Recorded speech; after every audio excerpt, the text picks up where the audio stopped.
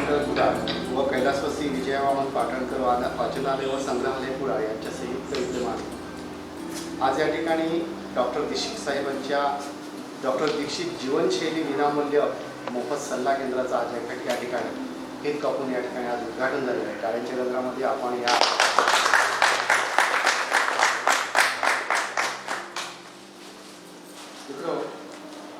Cake कापल्यानंतर या ठिकाणी मोफत सल्ला आणि ज्यांना कोणाला मार्गदर्शन आवश्यक आहे अशा व्यक्ती येतीलच। या जीवनशैलीमध्ये आधारस्तंभ असलेले अनेक मान्यवर या ठिकाणी उपस्थित आहेत। आपण व्यासपीठी कार्यक्रम घेण्यात त्यावेळी ओळख वगैरे आम्ही सगळं करून घेणारच आहोत, पण सल्ला केंद्रामध्ये या ठिकाणी महत्त्वाची भूमिका बजावणारे आमचे प्रकाश चव्हाण साहेब जे समन्वयक आहेत या जीवनशैलीचे, तर त्यांच्या प्रयत्नाने आज आपण या ठिकाणी सगळेजण एकत्र झालेलो आहोत। डॉक्टर दीक्षित साहेबांचं कार्य जे आहे ते आपण या ठिकाणी व्यासपीठावर बोलू, पण तत्पूर्वी चव्हाण साहेब आणि डॉक्टर दीक्षित साहेब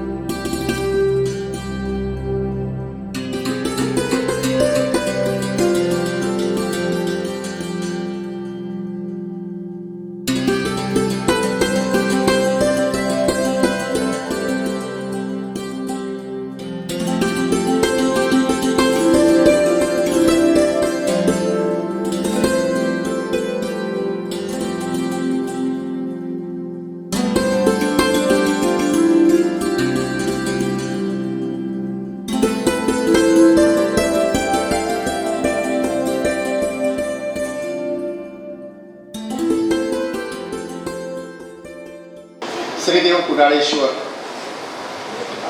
याला वंदन करू आज या सिंधुदुर्ग नगरीमध्ये अडोट ट्रस्ट संचलित साने गुरुजी मित्रमंडळ कुडाळ व कैलासवासी सौ विजयवामन पाटणकर वाचनालय व ग्रंथसंग्रहालय कुडाळ यांच्या संयुक्त विद्यमाने डॉक्टर दीक्षित जीवनशैली विनामूल्य सल्ला केंद्र या सिंधुदुर्गमध्ये कुडाळमध्ये या ठिकाणी सुरू करण्यात आलेला आहे। थोड्याच वेळापूर्वी डॉक्टर दीक्षित यांच्या हस्ते या सल्ला केंद्राचं या ठिकाणी उद्घाटन झालेलं आहे। मित्र,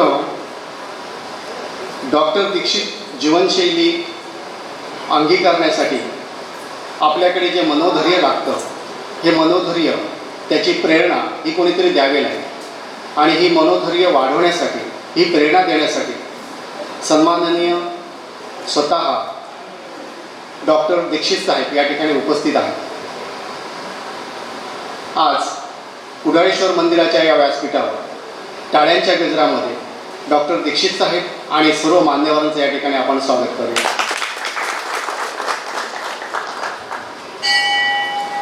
प्रथमतः व्यासपीठावर उपस्थित मान्यवरांचं आपण आपल्या सिंधुदुर्ग नगरीमध्ये कुडाळमध्ये त्यांचे यथोचित स्वागत करूया. या स्वागत प्रसंगी आपल्या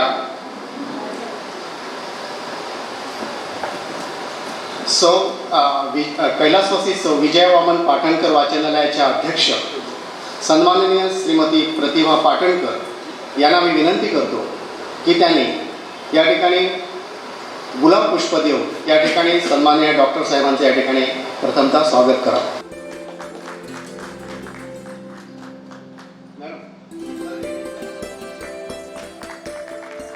आणि संजय निगुडकर सर यांचं या ठिकाणी मी स्वागत करावं पाटणकर मॅडमना विनंती करतो.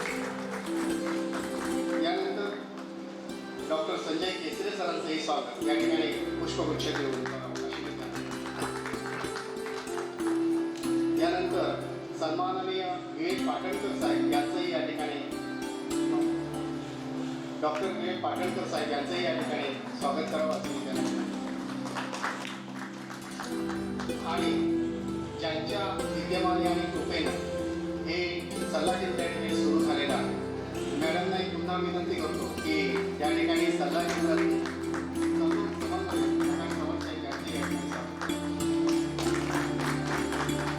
डॉक्टर साहेबांना विनंती करतो दीक्षित साहेबांना की त्यांनी गुलाब पुष्प देऊन मॅडमचंही स्वागत करावं.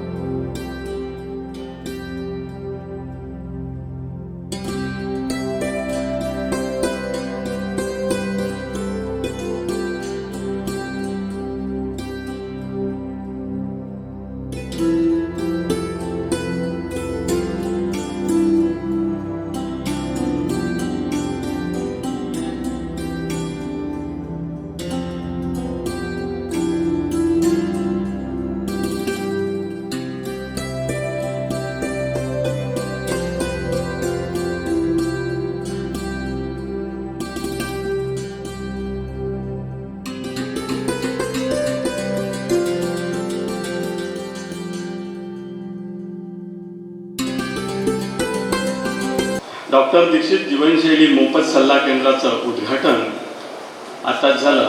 आयडॉल ट्रस्टचे अध्यक्ष सन्माननीय आदरणीय डॉक्टर दीक्षित सरांच्या हस्ते त्या कार्यक्रमाचं उद्घाटन झालं. या कार्यक्रमाला आदरणीय doctor Nigudkar sir, doctor Vivek Patankar sir, doctor Sanjay Kesare sir, Sane Guruji मित्रमंडळाचे अध्यक्ष माननीय विठ्ठल पाटणकर साहेब, कैलास सौ विजया वामन पाटणकर वाचनालयाच्या व ग्रंथ संग्रहालयाच्या अध्यक्षा सौ प्रतिभा पाटणकर, आपण सर्व मान्यवरांच्या उपस्थित हे सर्व उद्घाटन झालेलं आहे. दीक्षित जीवनशैली बद्दल मी थोडीशी माहिती देणार आहे. या अभियानाचे प्रणेते आदरणीय Kailas doctor Shrikant Jichkar sir, MBBS, जन औषध वैद्यकशास्त्रात MD होते आणि विशेष म्हणजे ते राजकारणी असले तरी एक सेवाभावी डॉक्टर. कार्बो इन्सुलिन संबंध सिद्धांतावर संशोधन करून प्रचार केला. सर्वसामान्य माणूस विना खर्च आपलं आरोग्य कसं जपेल, स्वतःला निरोगी कसं ठेवावं यासाठी डॉक्टरांनी तर्कशुद्ध पद्धतीने, शास्त्रीय पद्धतीने, मनातील कळकळीने मार्गदर्शन केले. त्यांनी सर्वसामान्यांसाठी फिटनेस मुवमेंट सुरू केली. अनेक आजाराचं कारण असलेलं लठ्ठपणा आणि मधुमेह यापासून सर्वसामान्य रुग्णाला मुक्त व्हावा यासाठी प्रतिबंध हाच उपचार ही नवीन दृष्टी डॉक्टर जिचकर सरांनी जगाला दिली. श्री श्रीकांत जिचकर सरांचं 2004 मध्ये अपघाती निधन झालं आणि सर्वसामान्यांसाठी सुरू केलेलं फिटनेस मुवमेंट तिथं थांबली. डॉक्टर जगन्नाथ विनायक दीक्षित सर हे MBBS आहेत, ज्यांना वैद्यकशास्त्रातही MD आहे. सध्या ते औरंगाबाद येथे वैद्यकीय कॉलेजचे प्राध्यापक आणि जनऔषध वैद्यकशास्त्राच्या डिपार्टमेंटचे प्रमुख आहेत. महाराष्ट्र शासनाने त्यांची स्थूलत्व व मधुमेह मुक्त अभियानाचे राजदूत म्हणून निवड केलेली आहे. सर 32 वर्ष अध्ययन क्षेत्रात आहेत. त्यांच्या आरोग्यविषयक भरीव कामासाठी 3 राष्ट्रीय पुरस्कार आणि 4 राज्यस्तरीय पुरस्कार देऊन त्यांना शासनाने गौरवले आहे. महाराष्ट्र शासनाने आरोग्य विभागाचा 2015-16चा सर्वोत्कृष्ट शिक्षक पुरस्कार देऊन त्यांना सन्मानित केला आहे. सरांनी वैद्यकीय विद्यार्थ्यांसाठी 2, परिचारिक विद्यार्थ्यांसाठी 1, सर्वसामान्य लोकांसाठी 25 पुस्तकांचं लेखन केलं आहे. सरांचे जागतिक स्तरावर 50 पेक्षा जास्त संशोधन पेपर प्रसिद्ध झाले आहेत. एवढे सारं करत असताना सरांनी आपलं आरोग्यही जपलं आहे. सरांनी आतापर्यंत 52 पेक्षा जास्त वेळा रक्तदान केलं आणि अजूनही रक्तदान करता येते. डॉक्टर जिचकर सरांच्या व्याख्यानाने प्रेरित होऊन त्यावर बरंचसं स्वतः सरांनी संशोधन केलं. एक ठोस जीवनशैली बनवली. त्या संशोधनातून डॉक्टर दीक्षित सरांनी जिचकर सरांच्या बंद पडलेल्या अभियानाची पुनश्च सुरुवात 2013 साली केली. विविध शहरात छोट्या समूहांना व्याख्यान देऊन ही सुरुवात केली. 2015 साली Facebook page, Facebook group, WhatsApp ग्रुपने सुरुवात केली. आज मितीस 41 देशातील जवळपास 1.5 लाख लोक थेटपणे जोडले गेलेले आहेत. जगभरातील लाखो लोक डॉक्टर दीक्षित सरांचे यूट्यूब, फेसबुक ग्रुप, फेसबुक पेजवरील, व्हॉट्सअपवरील, वेबसाईटवरील मराठी, इंग्रजी आणि हिंदी व्याख्याने ऐकून त्या सरांनी सुचवलेल्या सहज, सोप्या आणि परिणामकारक जीवनशैलीचा अंगीकार करून अभियानाशी अप्रत्यक्षपणे जोडले गेले. डॉक्टर जगन्नाथ दीक्षित सर यांच्या 2च वेळा जेवण व 45 मिनिट व्यायाम या जीवनशैलीने लाखो लोकांनी आपले वजनावर आणि मधुमेहावर नियंत्रण मिळवले आहे. सरांनी सर्वसामान्यांसाठी ॲडोस्टर्सची स्थापना करून स्थूलत्व आणि मधुमेह मुक्त विश्व अभियान हे अभियान सुरू केलं आहे. आज या अभियानात 90 पेक्षा अधिक विविध पॅथीमधील डॉक्टर, गैरवैद्यकीय क्षेत्रातील लोक समन्वयक म्हणून काम करत आहेत, समाविष्ट आहेत.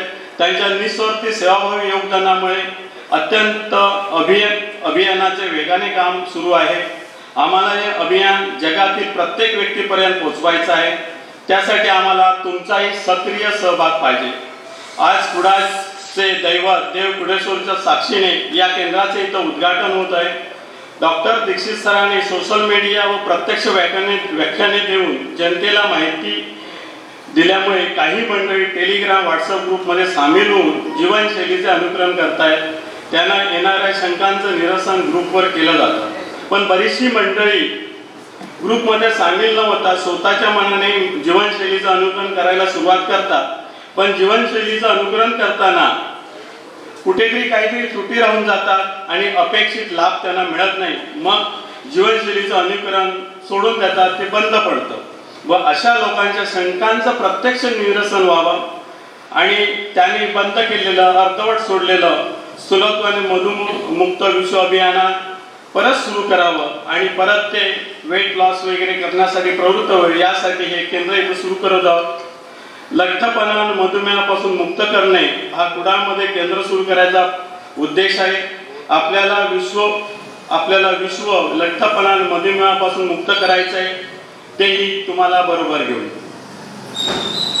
काळशे सरपंच केशव सावंत, योग शिक्षिका सौ दीपाली ठोंबरे वानकुंद्रे, भारतीय चर्मकार मंडळाचे राज्याध्यक्ष पंढरी चव्हाण साहेब, अध्यक्ष रोटरी क्लब कणकवली, अध्यक्ष लाईन क्लब कुडाळ, MIDC असोसिएशनचे अध्यक्ष आनंद बांदेवडेकर यांनी डॉक्टर दीक्षित जीवनशैलीचा सिंधुदुर्गात प्रचार आणि प्रसार करण्यासाठी मोलाचं कार्य केलेलं आहे. साने गुरुजी मित्र मंडळाने डॉक्टर दीक्षित जीवनशैली मोफत सल्ला केंद्राला विन्यमल्ला जागा कामासाठी सध्या उपलब्ध करून दिलेली आहे. सौ विजया वामन पाटणकर वाचनालयाने आपले मनुष्यबळ दिलेले आहे. त्यांचं विशेष कौतुक करतो ॲडव्होटर्सतर्फे. सरांनी diabetic reversal centres Nagpur, Solapur, Nashik, Pune, Kalyan, Thane, Hingoli, Aurangabad, Belgaum, Madgaon, Kolhapur, Surat, Jabalpur, Sangli अशा 14 ठिकाणी सुरू केली आहे. तेथे रुग्ण डॉक्टर दीक्षित जीवनशैली अंगीकारून MD मेडिसिन डॉक्टरांच्या मार्गदर्शनाखाली मधुमेह मुक्त होत आहेत. दीक्षित सरांनी जीवनशैली बदलातून मधुमेह मुक्तीच्या यशोगाथांचे once there was a diabetic हे पुस्तकही लिहिलेलं आहे. हे पुस्तक मुख्यतः MD मेडिसिन डॉक्टरांसाठी लिहिलेलं आहे, जेणेकरून या जीवनशैलीचा लाभ रुग्णांना मिळेल. आपल्याला सेवा आपल्याला जर सिंधुदुर्गात MD मेडिसिन डॉक्टर आठवड्याला 1-2 तास विनामूल्य देऊ शकत असतील तर आपण सिंधुदुर्गातही असं एखादं डायबेटिक रिव्हर्सल सेंटर सुरू करण्याबद्दल विचार करू शकतो. मी सर्वांना रिक्वेस्ट करेन, prevent weight gain, stay fit. धन्यवाद.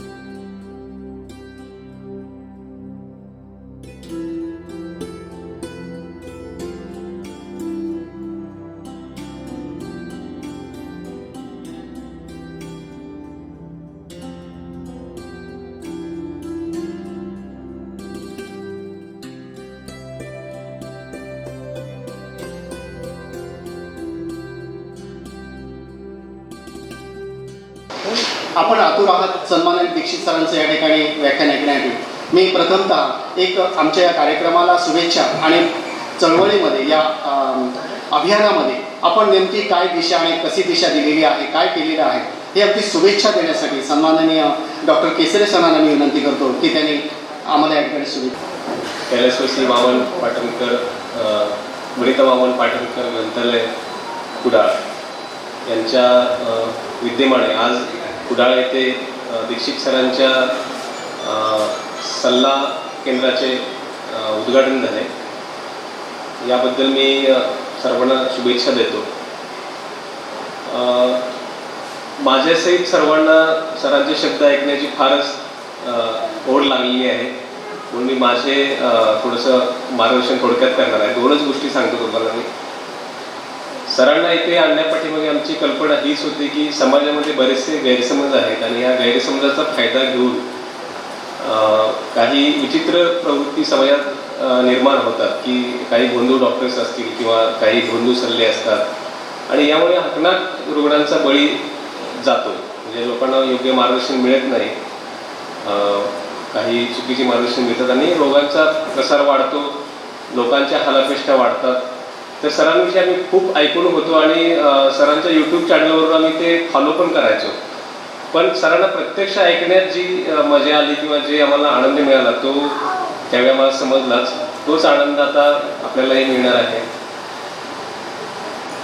आम्हाला सरांना आणण्यापूर्वी एक तयारी जी करायची होती ती स्वतःची तयारी करायची होती. म्हणजे स्वतः आम्ही सरांना फॉलो करायचं ठरवलं आणि इतकं आश्चर्यजनक आम्हाला त्याचे फायदे मिळाले की म्हणजे आम्ही सरांना मग डोळे झाकूनच सरांना ॲक्सेप्ट केलं.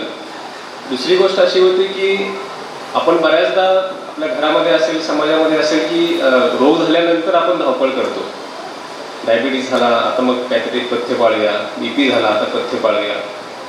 तर माझं असं म्हणणं आहे की हे आजार होण्याआधीच जर तुम्ही आपल्या मुलांना किंवा आपल्या घरातल्या इतर सदस्यांना जर ही संकल्पना मनात रुजवली तर मला नाही वाटत की कुणाला डॉक्टरांची गरज लागेल. दुसरा उद्देश म्हणजे हे करत असताना मी छोटासा अभ्यास पण चालू ठेवला होता. सरांची पुस्तकं, सरांचे व्याख्यान आणि माझ्या ओपीडीमध्ये जे पेशंट येतात 80 वर्षाच्या पुढील, तर त्या पेशंटचं मी असे मुलाखत घ्यायचो, म्हणजे खाजगीमध्ये मुलाखत घ्यायचो की काय तुम्ही नेहमी काय करता, तुमची दिनचर्या काय असते, तुम्ही खाता काय, झोपता कधी, काय करता तुम्ही. तर आश्चर्य म्हणजे असं समजलं मला की ही सर्व मंडळी आहेत त्यांचा खाण्यावरच कंट्रोल होता. ते काही व्यायाम करत नव्हते किंवा कुठली जिम अटेंड केली नाही, कुठली औषधं घेतली नाहीत, पण यांचं खाणं इतकं शिस्तीत होतं की त्याचा फायदा त्यांच्या त्या आरोग्याला झाला आणि हे 80 वर्ष त्यांना आयुष्य आत्ताच लाभलं होतं आणि ते अजूनही हेल्दी आहेत. तर मग मनाशी मात्र निर्णय घेतला की हे असं प्रत्येकाला हा फायदा मिळाला पाहिजे.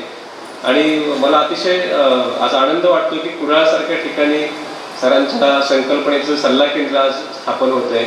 आम्ही डॉक्टरांच्या वतीने आजच इथे जाहीर करतो की कुठलीही तुमची मदत असेल किंवा कुणालाही काही सल्ला द्यायचा असेल किंवा सरांच्या मार्गदर्शनासाठी काही प्रयत्न करायचे असतील डॉक्टरांमार्फत, तर आम्ही अगदी स्वइच्छेने आणि अतिशय उत्स्फूर्तपणे या ठिकाणी आम्ही नक्कीच करणार. तर या ठिकाणी मला बोलवलं, सरांच्या व्याख्यान ऐकायला आता मिळणारच आहे, त्याबद्दल मी सगळ्यांचे आभार मानतो. विशेषतः चव्हाण सरांचे फार आभार आहेत, पाटणकर दाम्पत्याचे पण विशेष आभार आहेत. आणि सर इतक्या बिझी शेड्यूलमध्ये शक्यतो सर असे येत नाहीत, म्हणजे मला अनुभव आहे. सरांना फार विनंती आणि वेटिंग लिस्ट असतात सरांची, कारण पुढचे कार्यक्रम ठरलेले असतात, 2-3 महिन्यातले कार्यक्रम ठरलेले असतात. तर सर या ठिकाणी आले आणि आपल्या ते संवाद साधतीलच.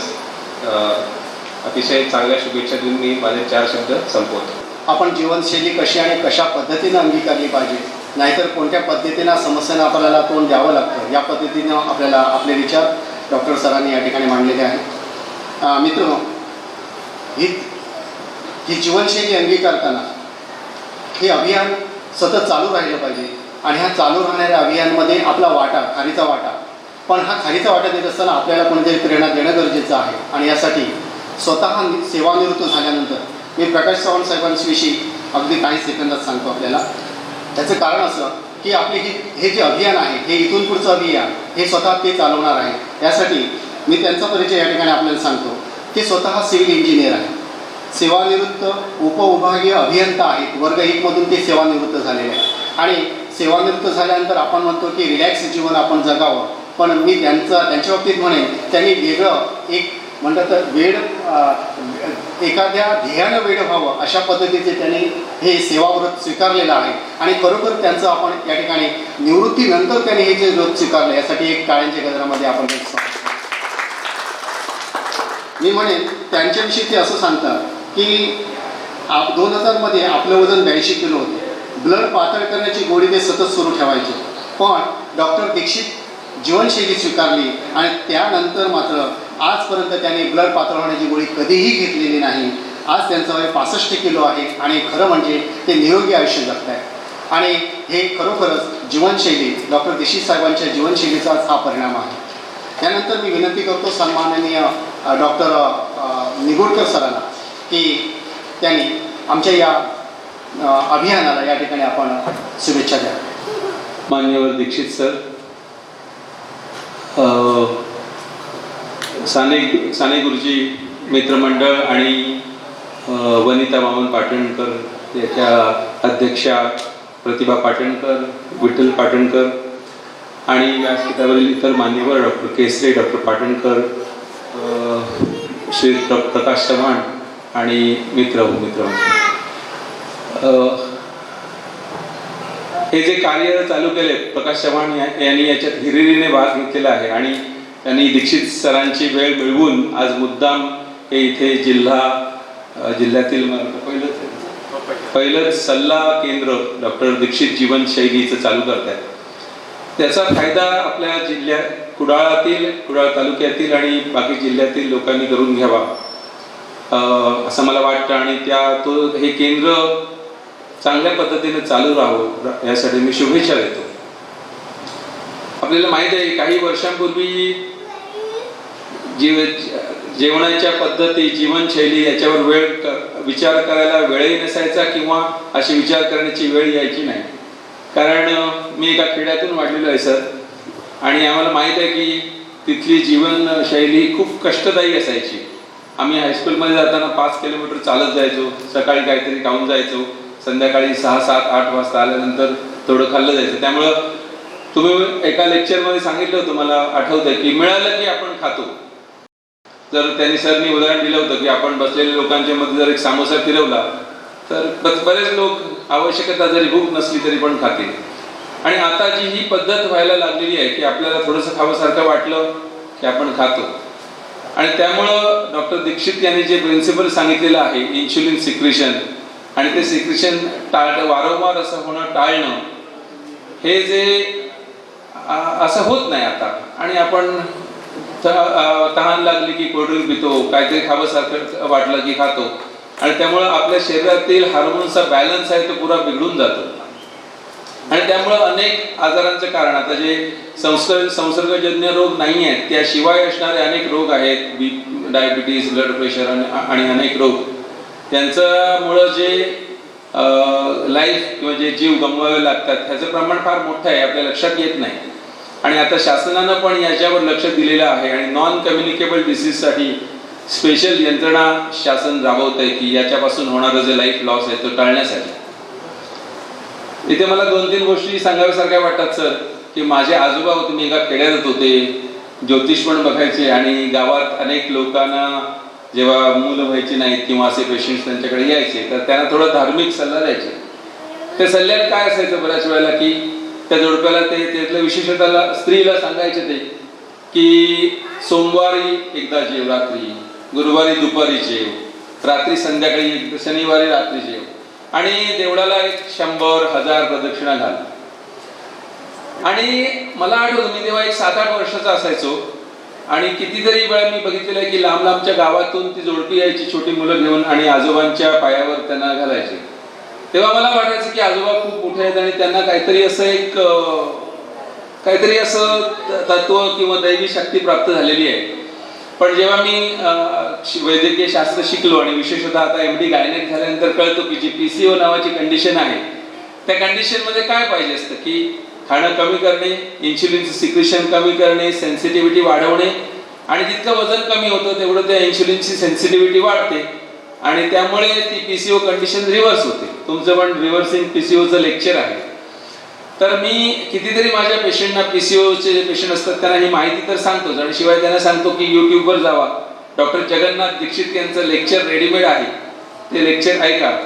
काही लोक इंग्लिश समजणारे असतील समजा तसे असतील तर त्यांना मी डॉक्टर जेसन फंग यांचं पण रिव्हर्सिंग PCO ते लेक्चर सांगतो.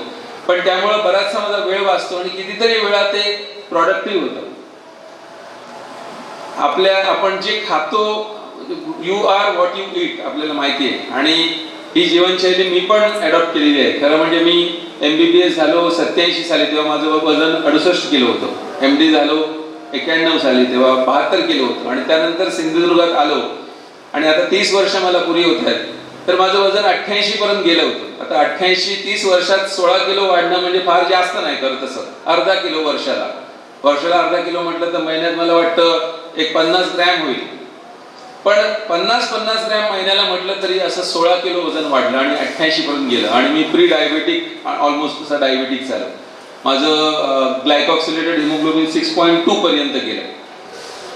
आणि त्यानंतर मी ही जीवनशैली म्हणजे 2दाच खायचं, कोल्ड्रिंक प्यायचं नाही, गोड खायचं नाही, इन्शुलिन शक्यतो स्टिम्युलेट होऊ द्यायचं नाही, ही तुम्ही सांगितलेली सगळी तत्व असणारी जीवनशैली स्वीकारायला सुरुवात केली आणि जवळजवळ माझं 8-9 किलो वजन मी कमी केलं. फक्त बऱ्याच वेळा काय होतं की इकडे आम्ही ते पाळतो, बाहेर कधी कॉन्फरन्सला गेलो, परदेशात गेलो किंवा तिथे त्या 5 स्टार हॉटेलमध्ये ना ब्रेकफास्ट फ्री असतो आणि तो चांगला असतो. त्यामुळे बऱ्याच वेळा असं होतं की तो ब्रेकफास्ट खाऊन घेऊया आणि जे आपण मग महिना 2 महिन्यात जे काय कमावलेलं असतं ते पटकन 8 दिवसात जातं. म्हणजे हे दुःख वाटतं, मग नंतर आल्यानंतर वाईट वाटत असतं. पण असं होतं सर, म्हणजे तुम्हाला पण अनेक लोकांनी सांगितलं असेल. तर शेवटी ही जीवनशैली आहे ती असं म्हणजे एक आवेगाला, एका मनात ठरवलं, थोडे दिवस केलं, 8 दिवस आणि 8 दिवस नाही केलं असं चालत नाही. सो म्हणूनच तर त्याचं नाव जीवनशैली आहे, जी आपण ॲडॉप्ट करायला पाहिजे. आणि हे अशा प्रकारचं समुपदेशन सल्ला केंद्र इथे चालू होतंय, त्याला माझी शुभेच्छा आहे. आणि शेवटी सगळ्याच गोष्टीसाठी धर्म, अर्थ, काम, मोक्ष या सगळ्या गोष्टी, एक संस्कृत सुभाषित पण आहे, सर माहिती असणार, धर्म अर्थ काम मोक्षाणाम आरोग्यम मूलम. आरोग्य हे त्याचं मूळ आहे असं सांगणारा तो एक श्लोक आहे. तर शेवटी धर्म जरी करायचं झालं तरी आपलं आरोग्य पाहिजे, अर्थ पैसे मिळवायचे झाले, इवन माझा आता विषय गायनेकॉलॉजी आहे, तर सेक्स पण चांगला होण्यासाठी फिट असणं आवश्यक आहे. आणि त्यासाठी भरपेट न खाणं, वजन कमी ठेवणं, डायबिटीस नसणं, ह्या अनेक गोष्टी आवश्यकता आहेत. आणि त्याचबरोबर शेवटी या 3 सगळ्या गोष्टी झाल्या तर आपल्याला मोक्ष पण चांगला मिळणार आहे या सगळ्या गोष्टींच्या समाधानाबरोबर. तर आज हे प्रकाश चव्हाण यांनी हिरिरीने आणि खूप मनावर घेऊन त्यांनी सरना बोलावलेलं आहे. आणि त्यांची इच्छा आहे की हे त्यांनी जे केलेलं सेंटर आहे ते खूप चांगलं चालावं. आम्ही डॉक्टर म्हणून त्यांना बरंच सहकार्य करू शकतो. आम्ही बऱ्याच पेशंटना, PCOच्या पेशंटना अनेक डायटिशियनकडे जायला सांगत असतो. तर आता नक्कीच चव्हाण सर आम्ही तुमच्या या सल्ला केंद्राचा नक्कीच फायदा करून घेऊ. बरेचसे आमच्याकडे येणारे PCOचे पेशंट्स असतात, बाकी आता संदर्भात असणारे अनेक बाकी गायनेकमधल्या कंडिशन आहेत त्याच्यामध्ये पण असणारे पेशंट्स असतात. तर त्यांना आम्ही नक्की इकडे तुमच्या सल्ल्यासाठी पाठवू. डॉक्टर केसरे आमचे IMAचे प्रेसिडेंट आहेत, तर त्यांनी सांगितलेले आमच्याकडून जी मदत लागेल ती आम्ही आत्ताच तुम्हाला सांगून ठेवतो की आम्ही ती करायला सदैव तत्पर आणि तयार असू. आणि सगळ्यांना शुभेच्छा. डॉक्टर दीक्षित यांना मी प्रत्यक्ष, यांचं मी काय म्हणतात त्याला एकलव्य होतो असं म्हणायला हरकत नाही, की एकलव्यानं द्रोणाचार्यांना लांबून बघितलेलं असतं, तो त्यांचं सगळं फॉलो करत असतो आणि त्यांना भेटायचा वेळ यावी अशी वाट बघत असतो. तर मी सरांचे सल्ला खूप जीवनशैली पाळत आलेलो आहे. मागच्या वेळेला सर 2दा आले होते तेव्हा सरांच्या आजूबाजूला अतिमहनीय व्यक्ती होत्या, त्यामुळे सरांशी जाऊन प्रत्यक्ष बोलायला मिळालं नाही. पण आज प्रकाश चव्हाण यांनी ती संधी आणून दिली आणि एकाच डायसवर बसायला सरांच्या बरोबर मिळतंय, याबद्दल प्रकाश चव्हाण यांचे आभार आहेत. आणि सर आम्ही ही जास्तीत जास्त तुम्ही सांगितलेली जीवनशैली पाळायचा प्रयत्न करू, त्यापासून आम्हाला खूप मोठा फायदा होतोय. आणि असेच खूप लोक आहेत की जे तुम्हालाही आपल्या हृदयापासून शुभेच्छा देत असतात की जेणेकरून तुम्ही तुमचं कार्य, चळवळ जी आहे ती अशीच वाढवत नेऊन भारताच्या पलीकडे पण न्यावी आणि आम्ही त्यात तुमचे खंदे कार्यकर्ते असू असं तुम्हाला नक्की सांगतो मनापासून. आणि माझे शब्द थांबवतो. जय हिंद, जय भारत. बाहेरचं खाणं किती चांगलं असतं, कसं असतं हेही सांगितलं आणि आपण आज कोणत्या स्थितीमध्ये जीवनशैली कशी अंगीकारलेली आहे हे पण सांगितलं. मला वाटतं बेलगाम खाना अपनी आदतें बिगाड़ देती है, लेकिन डॉक्टर दीक्षित जीवनशैली बेलगाम जिंदगी ही बदल देती है, हे मात्र नक्की आहे. मित्र, यानंतर मी विनंती करतो डॉक्टर पाटणकर सरांना की आपण 2 मिनिटात या ठिकाणी शुभेच्छा व्यक्त करा. हिमालय एवढं व्यक्तित्व, कर्तृत्व लावलेले डॉक्टर जगन्नाथ दीक्षित, माझे सहकारी मित्र डॉक्टर संजय निगुळकर, डॉक्टर संजय केसरे, साने गुरुजी मित्र मंडळाचे अध्यक्ष विठ्ठल पाटणकर, सौ विजया वामन पाटणकर, वाचनालय व ग्रंथालयाच्या अध्यक्षा सौ प्रतिभा पाटणकर, संमेलन परिषदेचे मुख्य प्रकाश चव्हाण. आज मी या ठिकाणी पहिल्यांदा या सन्मय समिती किंवा सल्ला समितीला आज या ठिकाणी या कार्यक्रमासाठी शुभेच्छा देतो. मी डॉक्टर विवेक पाटणकर गेली 36 वर्ष कुडाळमध्ये फिजिशियन म्हणून आणि डायबिटीसची प्रॅक्टिस करतोय. आणि या डायबिटीजच्या प्रॅक्टिसमध्ये मेन जो सल्ला आहे तो सल्ला असतो की डाएट थेरपी, व्यायाम आणि औषधे. आता डाएट थेरपी म्हणजे जी आपण सांगतो की जीवनशैलीत बदल करा.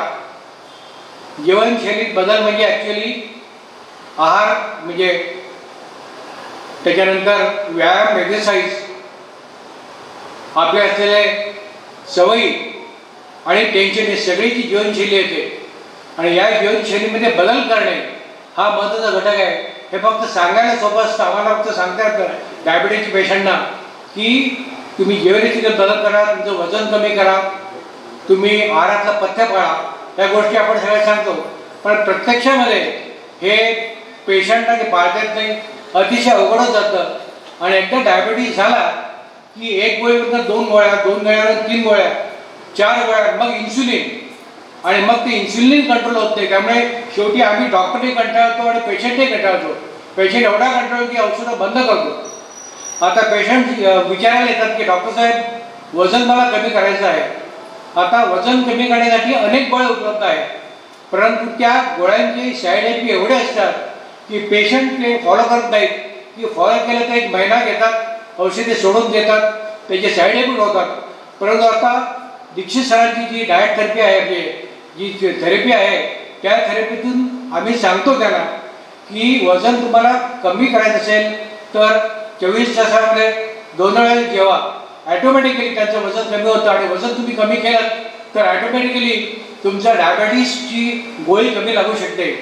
कारण दीक्षित सर हे सर माहितीच असेल की आपण आयडिया जो इंडेक्स आहे तो इंडियन डायबेटिक रिस्क स्कोअरमध्ये 4 जे प्रमुख घटक आहेत त्याच्यामध्ये व्यक्तीचं वय, व्यक्तीचे घरामध्ये फॅमिली हिस्ट्री डायबिटीसची आहे की काय, तो किती व्यायाम करतो आणि त्याच्या पोटाचा घेर किती आहे. तर ह्या 4 गोष्टी मिळून या व्यक्तीला मधुमेह होणार की नाही हे कळतं. तर ह्याच्यातल्या आपल्या हातात नसलेल्या गोष्टी म्हणजे वय आणि फॅमिली हिस्ट्री हे आपल्या हातात नाही आहे. आपल्या हातात ते एकच आहे, ते म्हणजे व्यायाम करणे आणि दुसरं म्हणजे पोटाचा घेर कमी करणे. म्हणजे अल्टिमेटली एक्सरसाइज आणि वजन कमी करणे हेच आपल्या हातात आहे. आणि मला खात्री आहे की ही जी दीक्षित सरांची जी ही पद्धती आहे डॉक्टर दीक्षितची, या पद्धतीमुळे पेशंटची वजन 5-5, 10-10, 15-15 किलो वजन कमी झालेले आहे.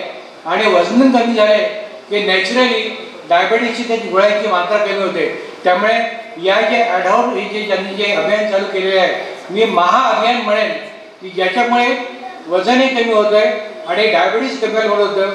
आणि डॉक्टर दीक्षित सरांची यूट्यूबवर मी लेक्चर ऐकलेले आहेत, इव्हन वेबिनार ऐकलेले आहेत, अनेक लेक्चर्स ऐकलेले आहेत. आणि ह्यांचे फॉलोअर्स आज कित्येक लाख लोक भारतात आहेत आणि कित्येक जगामध्ये कितीतरी कोटी लोक या यूट्यूबवर त्यांचे फॉलोअर्स आहेत. त्याच्यामुळे मी असं म्हणेन की डॉक्टर दीक्षितांनी हे रिव्होल्युशनच केलेलं आहे, क्रांती केलेली आहे. इतक्या वर्षाची ट्रीटमेंटमध्ये सडनली चेंज हे करून त्यांनी आज फक्त एकाही पैसा खर्च न करता तुमचं वजन कमी करणे, डाएट कंट्रोल करणे आणि ॲक्च्युली तुमचे वजन आणि डायबिटीस, कारण की वजन हा फॅक्टर डायबिटीसला कारणीभूत ठरतो. वजन जास्त असेल, जास्त वजन असणाऱ्या लोकांना डायबिटीस होतच होतो. आणि त्याच्यामुळे एकदा वजन कमी झालं की डायबिटीसही त्याच्यामध्ये कमी होऊ शकतो. त्याच्यामुळे ह्या गोष्टी फॉलो केल्या तर निश्चितपणे संपूर्ण भारताचं, सिंधुदुर्ग भारताचं आणि जगाचंच आरोग्य सुधारेल, याच्याबद्दल मला कोणतीही शंका नाही. डॉक्टर दीक्षितांसारखी व्यक्तिमत्व या ठिकाणी इथं लाभलेलं आहे. आणि त्याच्यामुळे मी तुम्हाला ग्वाही देऊ इच्छितो की माझ्याकडून जे काही सहकार्य पाहिजे त्या सहकार्य मी देण्याची तयारी दाखवते. तुम्ही सांगा, फक्त आपण प्रकाशनाने ठरवू दे आणि त्यामुळे माझे यासाठी पूर्ण सहकार्य लावेल एवढं बघून. आणि मी पुन्हा सगळ्यांचे आभार मानून मी याचे 2 शब्द थांबवतो. जय हिंद, जय महाराष्ट्र. शेवटी एवढंच म्हणेल की सर्वेपि सुखिनः सन्तु, सर्वे सन्तु निरामयाः, सर्वे भद्राणि पश्यन्तु मा कश्चित् दुःखं भाग्. जय हिंद, जय महाराष्ट्र. या ठिकाणी आपण सल्ला केंद्रासाठी आपण सेवा देणार आहात हे ऐकून आपल्याला बरं वाटलं. आणि तसंच आपणही आपला जीवन परिचय या ठिकाणी व्यक्त केलेला आहे. पेशंटच्या स्थिती काय असते आणि कशा पद्धतीने आपण सेवा देत आलेलो आहोत याचाही आपण या ठिकाणी परिचय दिलेला आहे. मित्र, आपण ज्या संधीची, ज्या योगाची, ज्या सुवर्णक्षणाची वाट बघतात, तो क्षण म्हणजे डॉक्टर सरांचं या ठिकाणी असलेलं व्याख्यान. या कार्यक्रमाचे म्हणजे साने गुरुजी मित्रमंडळाचे अध्यक्ष विठ्ठल पाटणकर सर आणि कैलासवासी विजया पाटणकर वाचनालयाच्या अध्यक्षा सन्माननीय प्रतिभा पाटणकर या दोघांनीही या आमच्या कार्यक्रमाला शुभेच्छा व्यक्त केलेल्या आहेत. दोघांनीही विचार व्यक्त न करताच मला सांगितलेलं आहे की माझ्या या कार्यक्रमाला शुभेच्छा आहेत.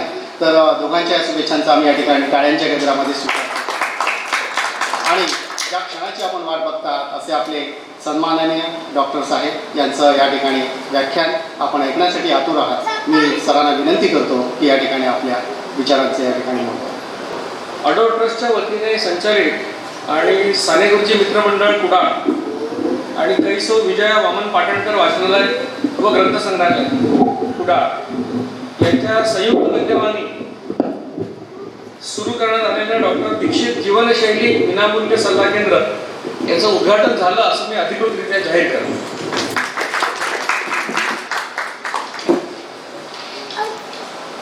आता मी व्यासपीठावरून आपल्या सर्व डॉक्टरांची मनोगत ऐकत होतो आणि मला अतिशय आनंद झाला की कुडाळ हे शहर जे आहे हे अतिशय भाग्यशाली आहे. कारण या ठिकाणी doctor Nigudkar, doctor Kesare, doctor Patankar यांच्यासारखे डॉक्टर्स आहेत की हे डॉक्टर्स नुसते पुस्तकं वाचून किंवा एका ठराविक सरदोपट पद्धतीने आपली प्रॅक्टिस करत नाहीत, तर नवीन विचार आल्यानंतर त्याच्याविषयी विचार करतात, समजून घेतात. नुसतं समजून घेतात असं नाही, तर स्वतःवर त्याचा प्रयोग करतात आणि त्याचा फायदा झाल्यानंतर जाहीरपणे लोकांना ते सांगतात. याबद्दल मला अतिशय त्या गोष्टीचा, त्या सर्वांचं मला कौतुक वाटतं.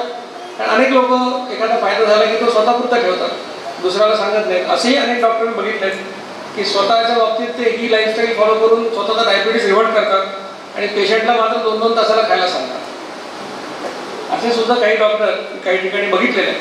त्या तुलनेमध्ये कुडाळची परिस्थिती अतिशय आश्वासक आहे. आणि डॉक्टर पाटणकरांनी आताच आमचा ठरवलेला आहे. त्यांनी सांगितलं की ते स्वतः एमडी मेडिसिन आहे आणि अनेक वर्षी ते प्रॅक्टिस करतात आणि त्यांच्याविषयी त्यांचं खूप नाव आहे या सगळ्या परिसरामध्ये. तर आत्ता तर आम्ही जीवनशैली विनामूल्य सल्ला केंद्र सुरू केलं आहे, पण डायबिटीज रिव्हर्सल सेंटर, मधुमेह मुक्ती केंद्र देखील आपल्याला कुडाळमध्ये सुरू करता येईल असं मला वाटतं. आणि मला वाटतं कुडाळ किंवा सिंधुदुर्ग जी काही त्यांच्या सोयीचं, पाटणकरांच्या सोयीची जी कुठे जागा असेल त्या ठिकाणी आपण हे सेंटर मला वाटतं लवकरच एखाद्या महिन्याभरामध्ये सुरू करू आणि परत मी कुडाळला त्यासाठी येईल. कारण मी कितीही व्यस्त असलो तरी देखील या अभियानासाठी जिथे कुठे जावं लागेल तिथे मी जात असतो. काल परवा मी 2 दिवस मुंबईमध्ये होतो. मुंबईचे पोलीस महासंचालक जे आहेत परमबीर सिंग, त्यांनी मला पोलिसांना फिट करण्याच्या दृष्टीने काय करता येईल यासाठी व्याख्यानं आयोजित केली होती. ती व्याख्यानं 2 दिवस होती. आज सकाळी मी ठाण्याहून कुडाळला आलो. आता हा कार्यक्रम करून मी कोल्हापूरला जाणार आहे. उद्या माझी कोल्हापूरला 2 लेक्चर आहेत. परवा मी सांगलीला जाणार आहे. त्याच्यानंतर मी औरंगाबादला जाईल. तर हे सगळं मी काय करतोय की हे जे अभियान आहे हे अभियान जिथे कुठे रुजणार त्या कुठेही जायला मी तयार. मग ते छोटंसं खेडगाव जरी असलं किंवा 25 लोक जरी त्याच्यामध्ये रस घेणार असले तरी देखील मला काय हजारोच लोकांची गर्दी लागेल अशातला काही भाग नाही. म्हणजे व्याख्यानाला गर्दी होते तो भाग वेगळा, परंतु याच्यामध्ये समोरच होऊन काम करणारे 10 लोक जरी असले तरी माझ्यासाठी ते अतिशय जवळचे आहे आणि तिथे मी कुठेही जायला तयार असणार. त्याबद्दल तुम्ही मनात शंका बाळगू नका.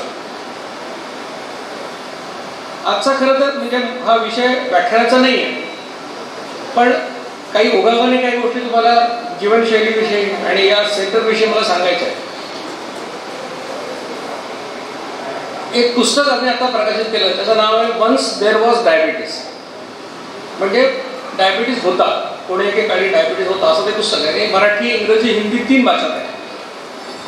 या पुस्तकामध्ये काय, या पुस्तकामध्ये आम्ही सांगतो ती जीवनशैली त्यांनी अंगीकारली आणि ज्या लोकांचा डायबिटीस निदान होताना त्यांचं ब्लड शुगर 600, 500, 400 म्हणजे यांचं HbA1c लेवल ही 10च्या पुढे होती, 12च्या पुढे होती, म्हणजे अतिशय मोठ्या प्रमाणात त्यांना डायबिटीज होता.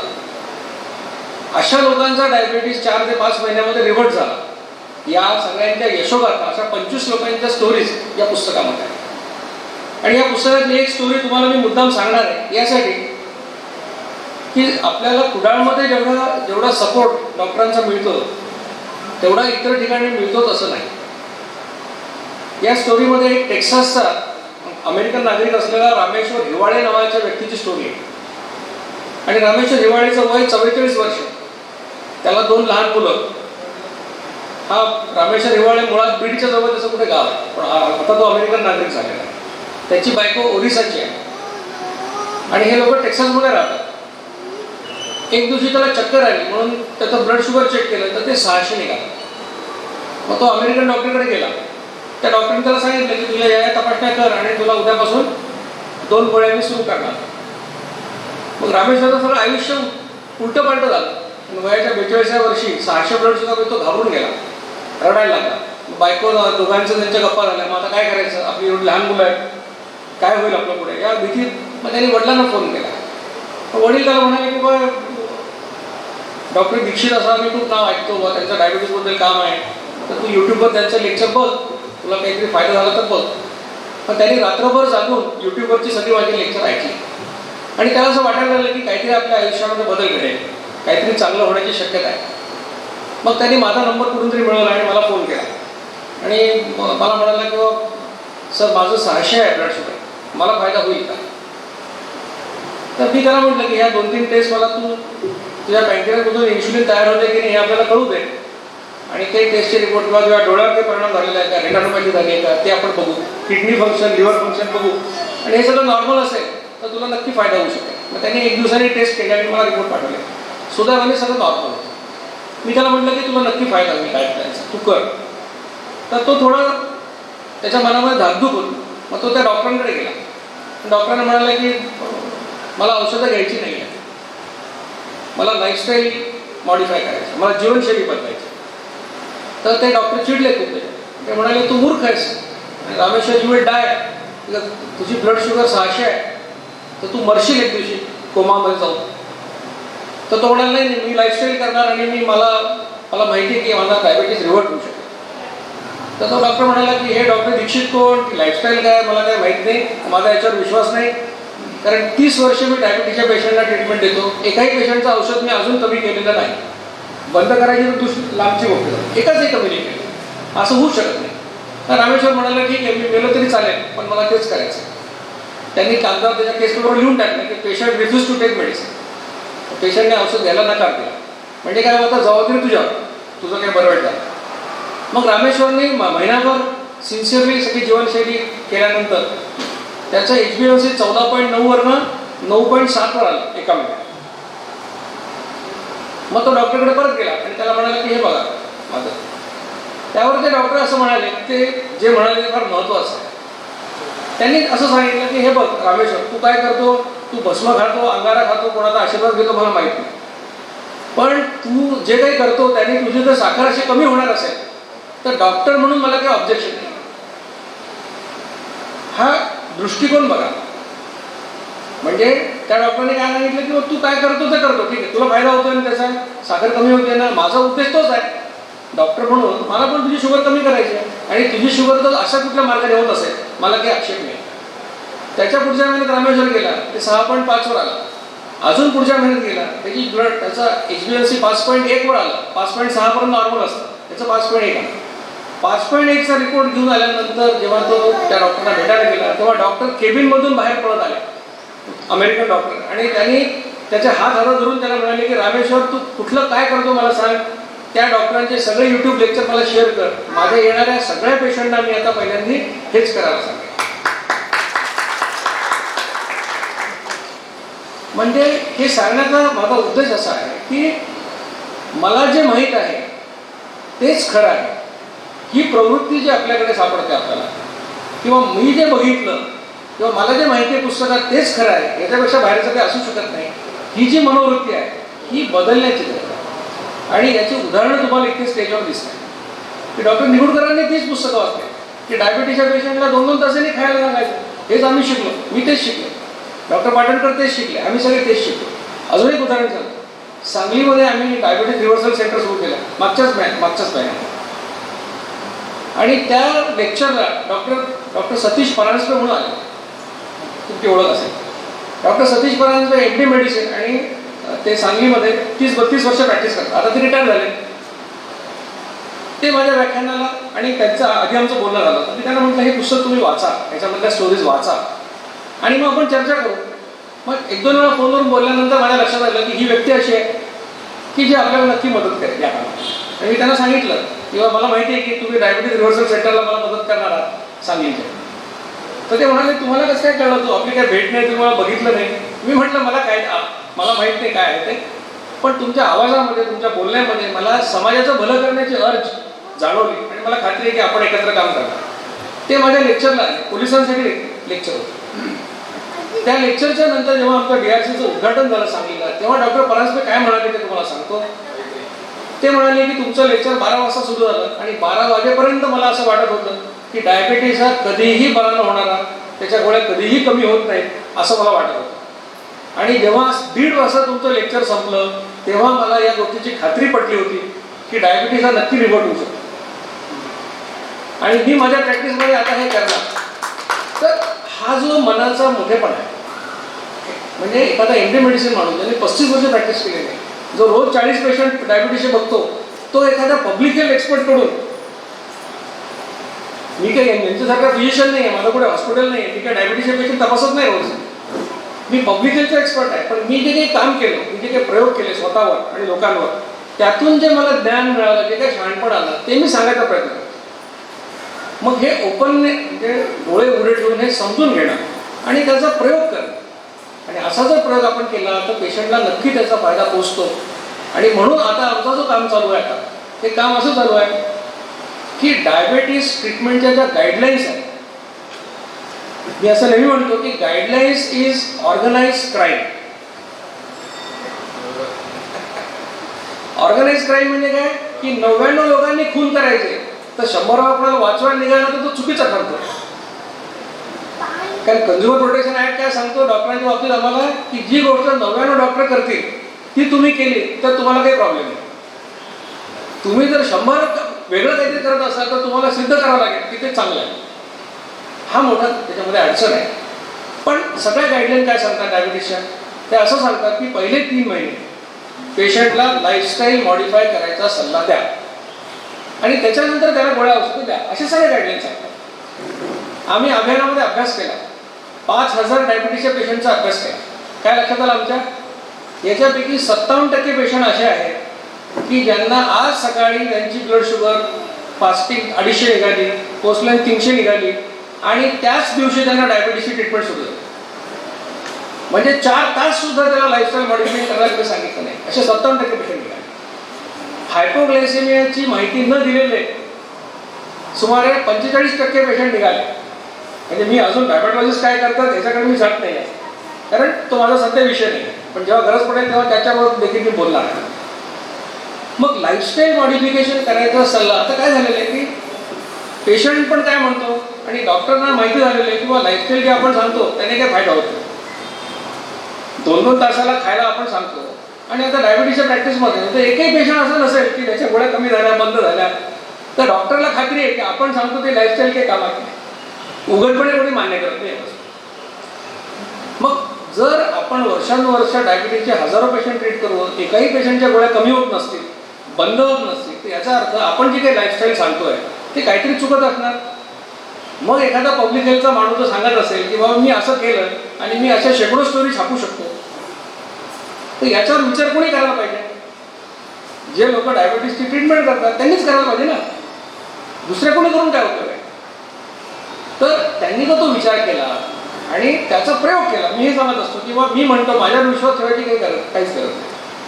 माझ्या प्रत्येक व्याख्यानात मी हे सांगत असतो की माझ्यावर विश्वास ठेवू नका. कशावर विश्वास ठेवा, स्वतःच्या अनुभवावर विश्वास ठेवा. कारण दुसऱ्या कोणाला काय फायदा झाला त्याचा तुम्हाला काय उपयोग आहे. तुमचं पोट कमी झालं का, तुमचं वजन कमी झालं का, तुमचा डायबिटीस कंट्रोलमध्ये आला का, हे जर घडलं तर स्वतःच्या अनुभवावर विश्वास ठेवा आणि मग याला लाईफस्टाईल बनवा असं मी सांगत असतो. आणि त्यामुळे डायबेटॉलॉजिस्टला पण मी ते सांगत असतो की तुम्ही काय करा की नवीन डायग्नोज झालेले 5 पेशंट घ्या आणि त्यांना हे करायला लावा.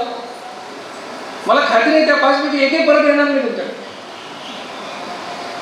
म्हणजे जर कोणाचं 14 HbA1c 12 HbA1c 9 HbA1c असलेले लोक जर 4-5 महिन्यामध्ये 6च्या खाली जात असतील ते कशाला परत येतील. आजही परिस्थिती अशी आहे की यूट्यूबवरचे लेक्चर ऐकून शिकलेले लोक, वकील, चार्टर्ड अकाउंटंट ते मला फोन करतात की सर मला डायबिटीज झाला होता, माझं HbA1c 9 होतं, माझी शुगर 220 300 होती, तुमचं यूट्यूब लेक्चर ऐकलं, मी ते केलं, आता ती 6च्या खाली गेली. असं लोक स्वतःहून नाही करतात, ते करतीलच. पण याच्यामध्ये गाईडलाईन्सला कुठेतरी चॅलेंज करण्याची आवश्यकता आहे. आता गाईडलाईन काय सांगते की 6.5 HbA1c असेल 7.5 पर्यंत सॉरी, तर याचा अर्थ डायबिटीज अंडर कंट्रोल आहे. म्हणजे मेडिसिन घेत असाल आणि HbA1c 7च्या खाली तर डायबिटीज अंडर कंट्रोल. मग मी म्हणतो जर एखाद्याचं तुम्हाला आता डायग्नोसिसच्या वेळेला HbA1c 6.8 निघाला, मग त्याला गोळ्या कशाला द्यायच्या. गाईडलाईन काय सांगते up to 7 with medicine control आहे. मग विदाउट मेडिसिन कंट्रोलच म्हणायला पाहिजे. मग त्याला लाईफस्टाईल सांगा ना त्यावेळेला. तर इथे काहीतरी गल्लत आहे, ग्रे एरिया काहीतरी आहे. दुसरं असं आहे की जर HbA1c 8च्या पुढे असलं तर काही गोळ्या द्यायलाच पाहिजे. लवकरात लवकर शुगर खाली आणायला पाहिजे. लवकरात लवकर म्हणजे किती महिने शुगर खाली येते. डॉक्टर आष्टेकर म्हणून लातूरचे डायबेटॉलॉजिस्ट आहेत, त्यांना मी सगळे केस रिपोर्ट पाठवले आणि त्यांना सांगितलं की बघा या लोकांचं 12, 14, 11 होतं आणि हे 5 महिन्यामध्ये नॉर्मलला आले. ते म्हणाले की आम्ही गोळ्या जरी दिल्या असत्या तरी 6 महिने लागले असते हे व्हायला. मग गोळ्या घेऊन 6 महिने आणि लाईफस्टाईल करून 5 महिने लागत असतील, मग गोळ्या कशाला द्यायच्या. तर हे अंडरस्टँडिंग या गोष्टी आता सुदैवाने डॉक्टरांमध्ये पण त्या गोष्टी पसरत आहेत. मला खात्री आहे या अभियानाचं जे मुख्य ध्येय आहे हे ध्येय असं आहे की जगाच्या पाठीवर कुठेही तुम्हाला टाईप 2 डायबिटीज झाला तर सगळ्या डॉक्टरांनी एकमुखाने सांगावं की दिवसात 2 वेळा जेवा आणि 45 मिनिटात 4.5 किलोमीटर चाल. आणि हे करून 3 महिने तुमचा डायबिटीस कमी झाला नाही तर आम्ही तुम्हाला गोळ्या औषधं देऊ, हे आमचं ध्येय. आणि हे ध्येय नक्की पूर्ण होणार एक पुढच्या 5-10 वर्षात, याची मला खात्री आहे. आता हे जीवनशैली सल्ला केंद्राचा उद्देश काय बघा. आता आम्ही डायबिटीज रिव्हर्सल सेंटर चालू केली, मधुर मुक्ती केंद्र सुरू केली. महाराष्ट्रामध्ये सांगलीचा आत्ता मागच्या महिन्यात सुरू झालेला आहे. सुरत, मडगाव, बेळगावला आहे. जबलपूर आणि मध्य प्रदेशमध्ये अजून 2 ठिकाणी सुरू होणार आहे. आता कुडाळला सुरू होईल. परंतु लक्षात घ्या की डायबिटीज रिव्हर्सल सेंटरमध्ये कोण येणार, ज्यांना डायबिटीज झालेला आहे आणि ज्यांना औषधं चालू आहे, बरोबर, असेच लोक आहेत. बरं, कोण येणार 20 वर्षापासून डायबिटीज, इन्शुलिन, रेटायनोपॅथी झालेले, किडनी डॅमेज झालेले, डायलिसिस चालू, असे लोक येणार. मग यांना हँडल करायला, यांना सल्ला देण्यासाठी तिथे MD मेडिसिन डॉक्टर लागतो. तिथे प्रकाश चव्हाण चालणार नाही, तिथे MD मेडिसिन डॉक्टर लागेल. मग आता असा विचार करा की डॉक्टर पाटणकरांसारखे, डॉक्टर परांजपेंसारखे आमच्या विचाराचे डॉक्टर मिळायला किती वर्ष लागतात. सगळं आयुष्य निघून जाईल, पण सगळ्या भारतामध्ये सेंटर भाजी सुरू होऊ शकत नाही. मग आम्ही विचार केला की आपलं मुख्य ध्येय काय की डायबिटीज झाला ज्याला त्याला ही लाईफस्टाईल देणं हे आपलं मुख्य काम आहे. गोळ्या घेणाऱ्या डायबिटीजची काळजी घ्यायला ठीक आहे, फिजिशियन डायबिटॉलॉजिस्ट काय करायचं ते करतात. मग असं तर असेल की पहिलं ध्येय काय आपलं की वजन वाढलेले लोक, प्री डायबिटिक आणि डायबिटिक विदाउट मेडिसिन, या 3 कॅटेगरीना सल्ला देण्यासाठी डॉक्टरची गरजच नाही. ज्या कोणाला हे लॉजिक समजलं, थेरी समजली, तो कोणी सांगू शकतो. शिक्षक असेल, पोलीस असेल, प्रकाश चव्हाणांसारखा अभियंता असेल, सांगू शकतो. म्हणून आम्ही हा विचार केला की अशा प्रकारची मोफत सल्ला केंद्र आपण सुरू करावी. आणि ही कल्पना इतकी लोकांना आवडली, सगळ्या माझ्या सहकाऱ्यांना, की आत्तापर्यंत मला वाटतं हे 19वे केंद्र सुरू होतं गेल्या 1.5 महिन्यात. नाशिकमध्ये 5 केंद्र सुरू झाली, औरंगाबादमध्ये 3 सुरू झाली, पैठणला 1 आहे, आता कोल्हापूरला कुठे सुरू होत आहे. तर मुंबईमध्ये झाली, ठाण्यात 2 आहेत, कल्याणला आहे, गोरेगावला आहे, दादरला आहे, अनेक ठिकाणी सुरू होत आहे, गुरगावला सुरू होणार आहे. तर 19 केंद्र सुरू झाली.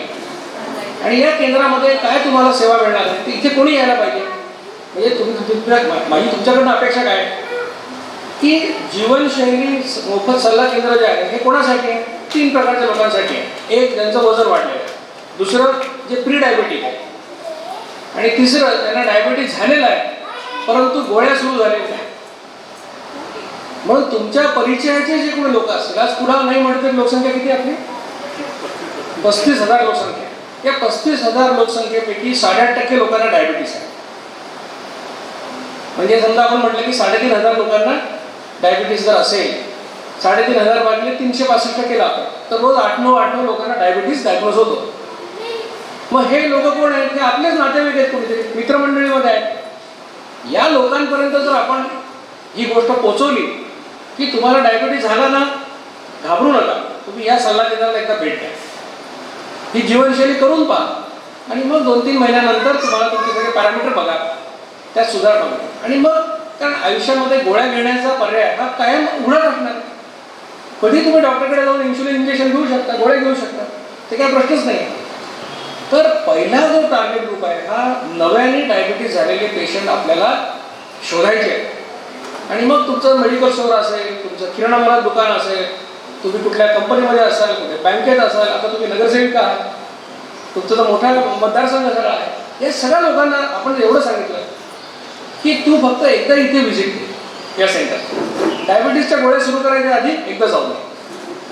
आणि तुम्हाला खात्रीने सांगतो की हे लोक तुम्हाला ज्या दुआ देतील, मला जे फोन येतात रोज, मला जे मेसेज येतात, त्यामुळे माझी बॅटरी सकाळी उठल्या उठल्या चार्ज होते. कालच मला गोव्याच्या एका माणसाचा मेसेज आला आणि तो म्हणाला की, आणि तो माणूस फिल्म्समध्ये आहे आणि तो काहीतरी डायरेक्टर वगैरे असं काहीतरी काम, तो म्हणाला मग गोव्यामध्ये मला इतके सेलिब्रिटीज भेटतात, इतके लोक भेटतात, पण मी आज काय कधीही कोणाबरोबर फोटो काढावा असं मला वाटला नाही किंवा कोणाची सही घ्यावीशी वाटली नाही. पण मला तुम्ही जिथे कुठे असाल तिथे येऊन तुम्हाला नमस्कार करून तुमची सही घ्यायची माझी इच्छा आहे. हा असं काय म्हणतो माणूस? त्याचा 11.3 होतं HbA1c आणि तो 5.5वर आला. हे जे सगळं घडतं, या घटनेमध्ये हा आनंद तुम्हालाही मिळू शकतो. या आनंदासाठी प्रकाश चव्हाण काम करतात, मी का काम करतो? डॉक्टर जिचकरांचं लेक्चर ऐकून माझं वजन कमी झालं, माझं पोट कमी झालं, हे म्हणून आपल्याला मिळालेलं दुसऱ्याला मिळावं म्हणून मी काम करतो. प्रकाश चव्हाणांचं वजन काय 82 किलोवरनं 70 किलो 72 किलो झालं म्हणून ते दुसऱ्यासाठी काम करतात. हे इन्फेक्शन किती 65 किलो म्हणजे 82 ते 65 17 किलो माणूस बदलून जातो. म्हणजे कोणी असं म्हणणार नाही की प्रकाश चव्हाण रिटायर झाले. मी त्यांना म्हटलं की तुम्ही आत्ता असं वाटतं की तुम्ही नोकरीमध्ये आत्ता सुरू केली नोकरी, असं वाटायला लागलं. आणि एकदा ज्याला हे इन्फेक्शन झालं, हे संसर्ग आता निगुडकरांना झालेला आहे, केसरीला झालेला आहे, पाटणकरांना झालेला आहे. हे इन्फेक्शन झाल्यानंतर माणूस दुसऱ्याला इन्फेक्ट करणार, तो गप्प बसू शकत नाही. तो कुणी जर लठ्ठ माणूस दिसला की त्याला तो जवळ जाऊन सांगणार की तू काय करून घेतली तुझी अवस्था, तू हे करून पहा आणि तुला फायदा होईल. काल एका मुलीच्या आईने मला फोटो पाठवले, 126 किलो वजन होतं, 126 किलो. आणि लॉकडाऊनच्या काळामध्ये जुलै 2020ला तिने जेवण केल्यानंतर झोमॅटो का स्विगीवर काहीतरी चायनीज ऑर्डर केलं आणि ते पण खाल्लं. म्हणजे जेवण झाल्यानंतर तर वडील तिला रागवले की तुला काय वाटतं का, एवढं खाल्ल्यानंतर अजून बका खाल्लं. तिला खूप राग आला आणि मग तिच्या वडिलांनी तिला चॅलेंज दिला की तू वजन कमी करून दाखव. मग तिने तिच्या शरीराला पत्र लिहिलं,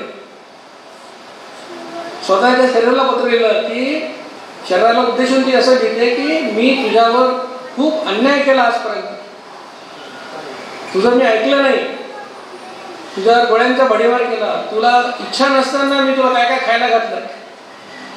आणि आणि 126 किलो, वय वर्ष 24, उंची 5 फूट 4 इंच. बघा ती मुलगी कशी दिसत असेल. आणि तिने हे सगळं सुरू केल्यानंतर आता फेब्रुवारीमध्ये या महिन्यात तिचं वजन 82 किलो झालं. 126 पासून 82 म्हणजे 40 किलोचा प्रवास झाला 6-7 महिन्यात. आयुष्य बदलून जातं माणसाचं, त्या मुलीचं आयुष्य बदलून जाईल. डायबिटीज याचा केला, गोळ्या केल्या, त्याचं आयुष्य बदलून जातं. म्हणून मी सांगत असतो की this is a life changing experience. माझं व्याख्यान हा आयुष्य बदलणारा अनुभव आहे. फक्त काय पाहिजे की त्यातलं लॉजिक समजून घेऊन ते प्रामाणिकपणे केलं पाहिजे. नुसती चर्चा करून, आपले खूप लोक हुशार असतात, काही जास्त हुशार असतात, ते चर्चा करतात यांनी हे सांगितलंय, त्यांनी ते सांगितलंय, अमुक काय म्हणतात, तमुक काय म्हणतात, आयुर्वेदामध्ये असं लिहिलेलं आहे, होमिओपॅथीमध्ये तसं लिहिलेलं आहे, आणि करत काहीच नाही. तर नुसती चर्चा करून काही होणार नाही आहे. तुम्हाला प्रयोग करावा लागेल, आणि प्रयोग केल्याशिवाय त्याचा परिणाम तुम्हाला दिसणारच नाही. आणि ज्याला प्रयोग केला, परिणाम दिसला, तो कधीच मागे वळून बघणार नाही. तो त्याला जीवनशैली म्हणून अंगीकारेल आणि पुढे. आणि मग आता याला विरोध करणारे बरेच लोक असतात. काही लोक आयुर्वेदिक लोक आहेत, ते म्हणतात की नाही असं नसतं, प्रत्येकाची प्रकृती वेगळी असते. मग त्या अमुक प्रकृतीच्या लोकांनी सारखंच खायला पाहिजे, अमुकने अमुकच करायला पाहिजे, अनेक गोष्टी असतात. आता 5000 वर्षापूर्वी जे शास्त्र लिहिलं गेलं, ज्या काळामध्ये लाईट नव्हते, लोक सकाळी 4:30ला उठायचे, संध्याकाळी 5:30ला झोपायचे, दुसरा पर्यायच नव्हता. TV नव्हता, रेडिओ नव्हता, काही नव्हतं. रात्र झाली, लोक झोपायचे, सकाळी लवकर उठायचे. अशा लोकांना सांगणं सोपं आहे की तुम्ही सूर्योदयाच्या आत जेवा. आज आमचे सॉफ्टवेअरचे लोक असे आहेत की जे रात्री 11 पासून काम सुरू करतात आणि पहाटे 6ला संपवतात. याचा आयुर्वेद कधी विचार करणार? माणसं बदललीत ना. त्या काळामध्ये मिळणारं अन्न, त्या काळात असलेलं पाणी आणि त्या काळात असलेली माणसं काही शिल्लक नाही आज. मग शास्त्र कसं ते राहील? काहीतरी बदलायला पाहिजे की नाही आता? आणि तुम्ही जर हे बदललं नाही आणि जुन्याच गोष्टी त्या ठोकून ठोकून लोकांना सांगितल्या, लोकांना त्याचा आनंद कसा वाटतो की एक परंपरा म्हणून आपल्याला एक अभिमान असतो. भारतीय संस्कृती, आयुर्वेद याचा अभिमान असतो, म्हणून आपण आपल्याला बरं वाटतं, कोणी बोललेलं छान वाटतं. पण प्रत्यक्षात त्याचा उपयोग काही नसतो. प्रत्यक्षात तुमच्या जीवनामध्ये त्याच्यामुळे काही परिणाम घडत नाही, कारण तुम्ही ते करूच शकत नाही. आणि मग बरेच डॉक्टर असे की बघ तुम्ही असं करू नका, तुम्ही माझ्याकडे या. ते डॉक्टर दीक्षित सांगतात 2दा जेवायचं, असं नाही आहे. प्रत्येकाची प्रकृती बघून सांगावं लागतं. मग सांगण्यासाठी तुम्हाला माझ्या दवाखान्यात द्यावं लागेल आणि माझे 200 रुपये द्यावे लागतील. भानगड इथेच आहे सगळे. डॉक्टर दीक्षितांना विरोध कशासाठी? कारण डॉक्टर दीक्षित म्हणतात की माझं व्याख्यान ऐकल्यावर परत मला भेटू नका या कामासाठी, कारण माझं कुठे दुकान नाही, मला काही विकायचं नाही आहे. पण ज्याचं कुठे दुकान आहे, ज्याला काही विकायचं आहे, तो माणूस काय म्हणेल, ग्राहकाला माझ्याकडे या, आणि माझ्याकडे आल्याशिवाय तुमचं काही भलं होणार नाही. आम्ही लोकांना एम्पॉवर करतो. काही लोक असे आहेत आमचे की डायबिटीस झाला होता, तर 8 ते 6.5 झालं, 6 झालं. मग काय करतात ते म्हणतात आम्ही थोडं थोडं गोड खायला लागलो डॉक्टर. मग लक्षात आलं की आपलं 1 दिवशी परत 7 झालं, मग बंद केलं परत, आता पुन्हा 6च्या खाली.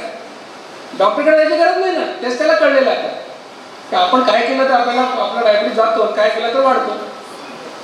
ते स्वतःला समजलं. त्यासाठी पुन्हा पुन्हा डॉक्टर दीक्षितांना भेटून 500 रुपये द्यायची गरज नाही आहे. तर हा मुख्य वाद आहे, हा मुख्य लढा आहे की तुमचं आरोग्य आमच्या हातात द्या असं म्हणणारे लोक आहेत, आणि तुमचं आरोग्य तुमच्या हातात द्या असं म्हणणारे आमच्यासारखे लोक आहेत. हा लढा. आणि हे जेवढ्या लवकर आपल्या लक्षात येईल, डोळे उघडतील आपले, की कोणाचा सल्ला आपण ऐकायचा. तुम्ही म्हणतो कोणाचा ऐकायचा? जो माणूस क्वालिफाईड आहे, ज्याच्याकडे डिग्री आहे, त्याचा ऐका. जो माणसाचा काही वेस्टेड इंटरेस्ट नाही आहे त्या सल्ल्यामध्ये, त्याचा ऐका. आणि कुठलाही वेस्टेड इंटरेस्ट असला तो साहजिकच तो त्या हेतूनच काहीतरी सांगणार. म्हणून लक्षात घ्या की आणि ज्या गोष्टीचा तुम्हाला फायदा होतो असा अनुभव आला, तीच गोष्ट तुम्ही ऐका. तर कोणी असो, काही का फरक पडतो.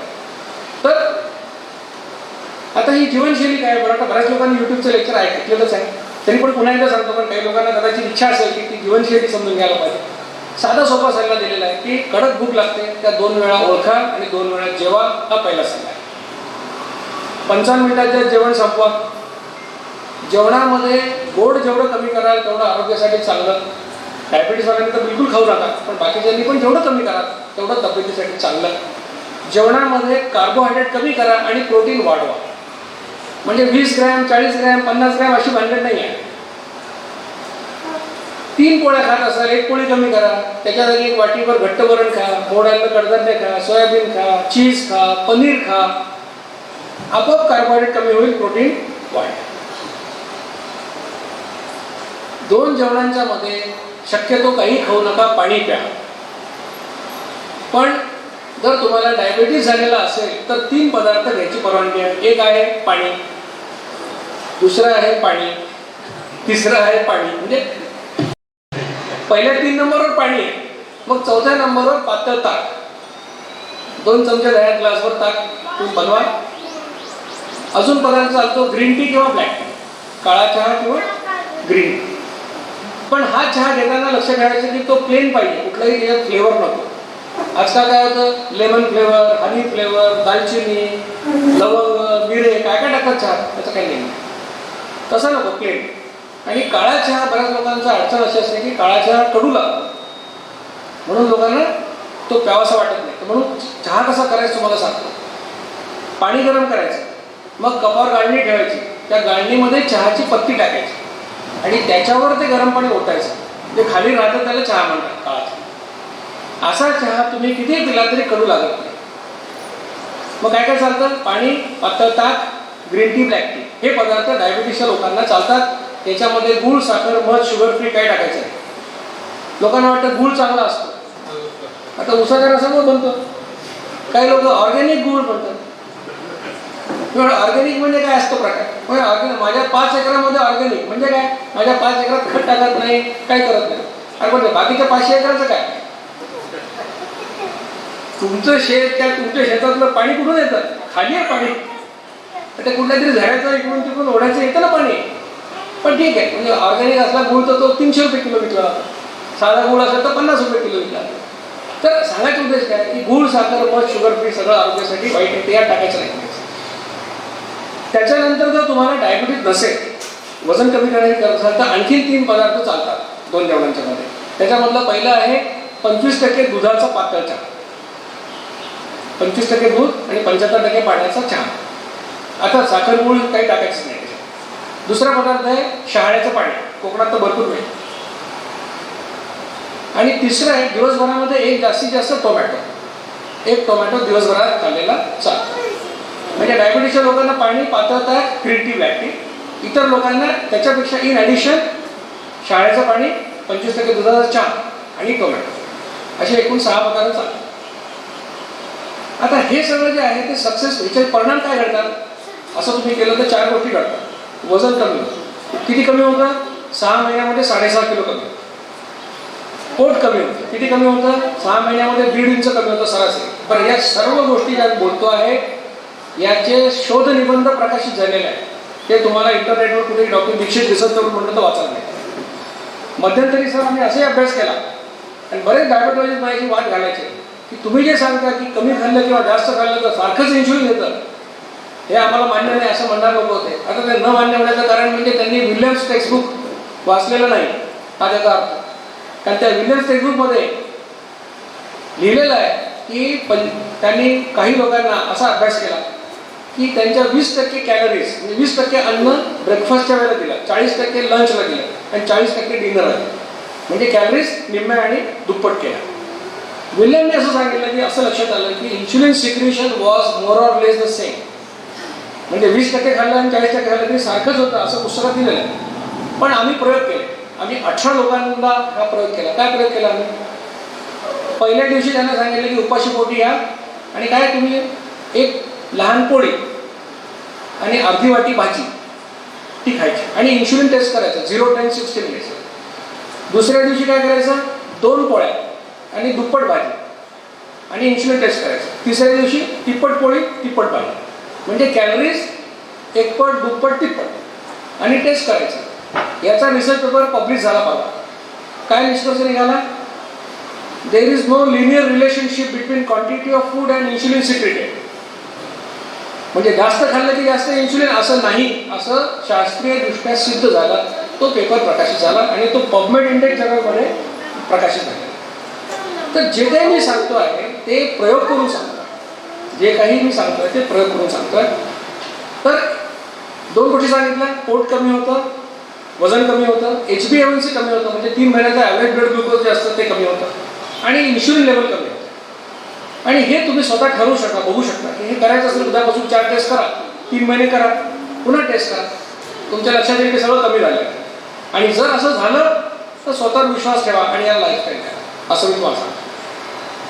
आता हे यशस्वी काय होतं, याच्यामध्ये शास्त्र काय, तर प्रिन्सिपल असा आहे की जेव्हा तुमच्या शरीरातलं इन्शुलिन लेवल वाढते तेव्हा तुम्ही लठ्ठ होता, तुम्हाला इन्शुलिन रेजिस्टन्स येतो आणि नंतर टाईप 2 डायबिटीस. आता एक अजून महत्त्वाचं लक्षात घ्या की ही जीवनशैली 3 प्रकारच्या लोकांसाठी कामाची नाही. एक 18 वर्षापेक्षा लहान मुलं, त्यांना याची आवश्यकता नाही. गरोदर महिला आणि मुलाला अंगावर पाजणाऱ्या महिला यांना पण त्यांनी पण हे करायचं नाही. आणि तिसरं म्हणजे टाईप 1 डायबिटीसचे पेशंट. डायबिटीस 2 प्रकारचा असतो, टाईप 1 आणि टाईप 2. टाईप 1 म्हणजे लहान मुलांना होतो, 10व्या 12व्या 14व्या वर्षी डायग्नोज होतो आणि या मुलांच्या शरीरात इन्शुलिन निर्माण होत नाही. अशा लोकांसाठी हा डाएट प्लॅन किंवा लाईफस्टाईल नाही. पण आपल्यापैकी ज्या लोकांना डायबिटीस आहे त्यांना कधी झाला, 40व्या वर्षी 50व्या वर्षी झाला, याला टाईप 2 डायबिटीस म्हणतात. त्या सगळ्या लोकांना याचा फायदा होतो. तर सिद्धांत काय सांगितलं, रक्तातलं इन्शुलिन वाढलं की तुम्ही लठ्ठ होता, तुम्हाला इन्शुलिन रेझिस्टन्स येतो आणि नंतर टाईप 2 डायबिटीस होतो. आता इन्शुलिन काय आहे, तर इन्शुलिन एक संप्रेरक आहे, त्याला इंग्रजीमध्ये हॉर्मोन असं म्हणतात. आणि शरीरामध्ये तुमच्या पोटात डाव्या बाजूला एक ग्रंथी आहे ज्याला मराठीत स्वादुपिंड आणि इंग्रजीत पॅन्क्रियाज असं म्हणतात. या पॅन्क्रियाजमधून हे इन्शुलिन तयार होत असतं. आता इन्शुलिन तयार होण्याचे 2 मार्ग आपल्या शरीरामध्ये आहेत. एकाला मी म्हणतो बेसलाईन सिक्रेशन. बेसलाईन म्हणजे काय की 24 तास थोडं थोडं थोडं इन्शुलिन निर्माण होत राहतं. किती तयार होतं, तर दिवसभरामध्ये 18 ते 32 युनिट एवढं तयार होतं. दुसरा मार्ग जो इन्शुलिन तयार होण्याचा आहे तो असा आहे की तुम्ही काही खाल्लं की इन्शुलिन तयार होतं. आता अपेक्षा अशी की जेवढं तुम्हाला इन्शुलिन दिवसात लागतं त्याच्यात 50% तुम्ही बेसलाईन पद्धतीने मिळवावं, 50% तुम्ही खाण्यामध्ये टाका. म्हणजे 18 ते 32 युनिट जर बेसलाईन असेल तर 18 ते 32 युनिट तुम्ही खाण्यामध्ये टाका, अशी अपेक्षा. आता जे इन्शुलिन बेसलाईन पद्धतीने तयार होतं त्याचं एक वैशिष्ट्य असं आहे की ते थांबवणं तुमच्या हातात नाही. ते 24 तास चालू राहणार, ते जिवंत राहण्याकरता आवश्यक. जे खाण्यामुळे तयार होतं त्याची 3 वैशिष्ट्ये आहेत. पहिलं वैशिष्ट्य असं की तुमच्या प्रत्येकाचं इन्शुलिन निर्माण करण्याचं एक माप आहे. तुम्ही खाल्लं की त्या एक माप इन्शुलिन तुम्ही निर्माण करता. ते कोणाचं माप 2 युनिटचं आहे, कोणाचं 5 युनिटचं आहे, कोणाचं 10 युनिटचं आहे, कोणाचं 12 युनिटचं, वेगवेगळ्या प्रत्येकाचं. म्हणजे 4 लोकांना जर एक आंबा खायला दिला सारख्या वजनाचा तर कोणी 2 युनिट करेल, कोणी 4 युनिट करेल, कोणी 10 युनिट करेल. हे प्रत्येकाचं वेगळं आहे. दुसरं वैशिष्ट्य असं आहे की जर एखादा माणूस एक आंबा खाल्ल्यानंतर 4 युनिट इन्शुलिन तयार करतो, तो 2 आंबे खाल्ले तरी पण 4च युनिट करतो. म्हणजे एका आंब्याला 4, 2 आंब्याला 8 असं होत नाही. हे कमी खाय किंवा जास्त काय इन्शुलिन जवळपास सारखंच होतं. आणि तिसरं वैशिष्ट्य असं की एकदा तुमचं माप रिकामं झालं की भरायला 55 मिनिटं लागतात.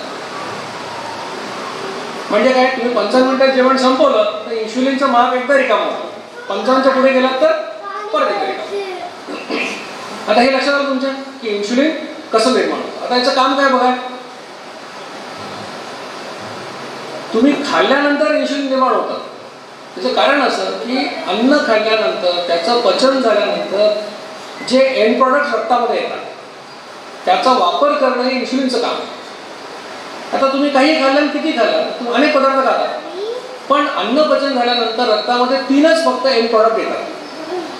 कार्बोहायड्रेट पासून ग्लुकोज, फॅट्स पासून फॅटी ॲसिड आणि प्रोटीन्स पासून अमायनो ॲसिड्स.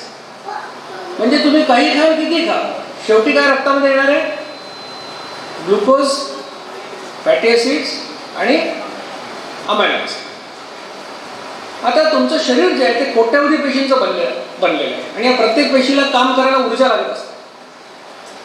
मग ही ऊर्जा शरीर कसं मिळवतं, ते 2 मार्ग आहेत. 1 ग्रॅम ग्लुकोज जाळलं तर 4 कॅलरी ऊर्जा मिळते, पण 1 ग्रॅम फॅटी ॲसिड किंवा चरबी जाळली तर 9 कॅलरी ऊर्जा मिळते. म्हणजे चरबी जाळली तर ग्लुकोजच्या तुलनेत 2.25 पट ऊर्जा मिळते. मग तुम्ही जर पेशी असाल तर तुम्हाला काय जाळायला आवडेल, ग्लुकोज जायला आवडेल का फॅटी ॲसिड? फॅटी ॲसिड जायला आवडेल.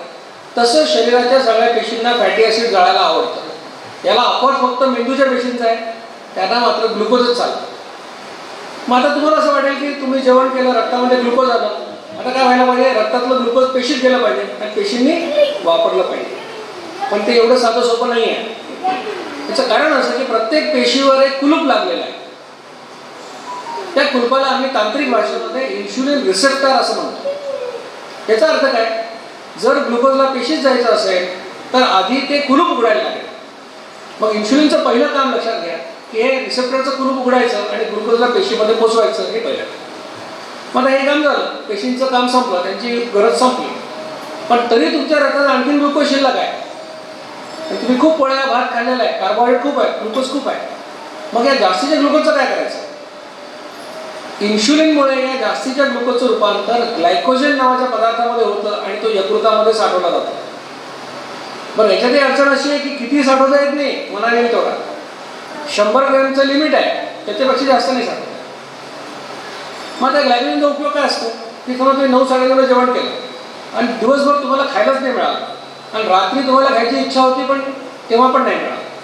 आता तुम्ही काही जेवण नाही केलं पण तुमचा मेंदू काम करणारच आहे, हृदय काम करणारच आहे, त्यांना काही सुट्टी नाही आहे.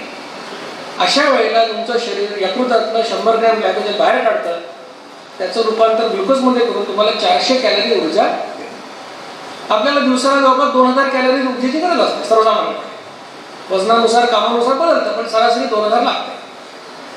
मग 2 कामं तुमच्या लक्षात आली इन्सुलिनची. एक आहे ग्लुकोजला पेशीमध्ये पोहोचवणे, दुसरं ग्लुकोजचं रूपांतर ग्लायकोजनमध्ये करणे आणि साठवणे.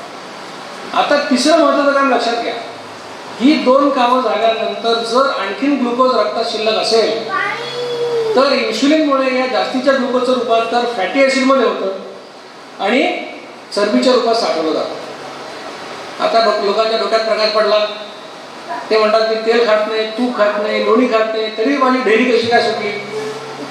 तर ढेरी सुटण्यासाठी, वजन वाढण्यासाठी तेल तूप खायची आवश्यकता नाही.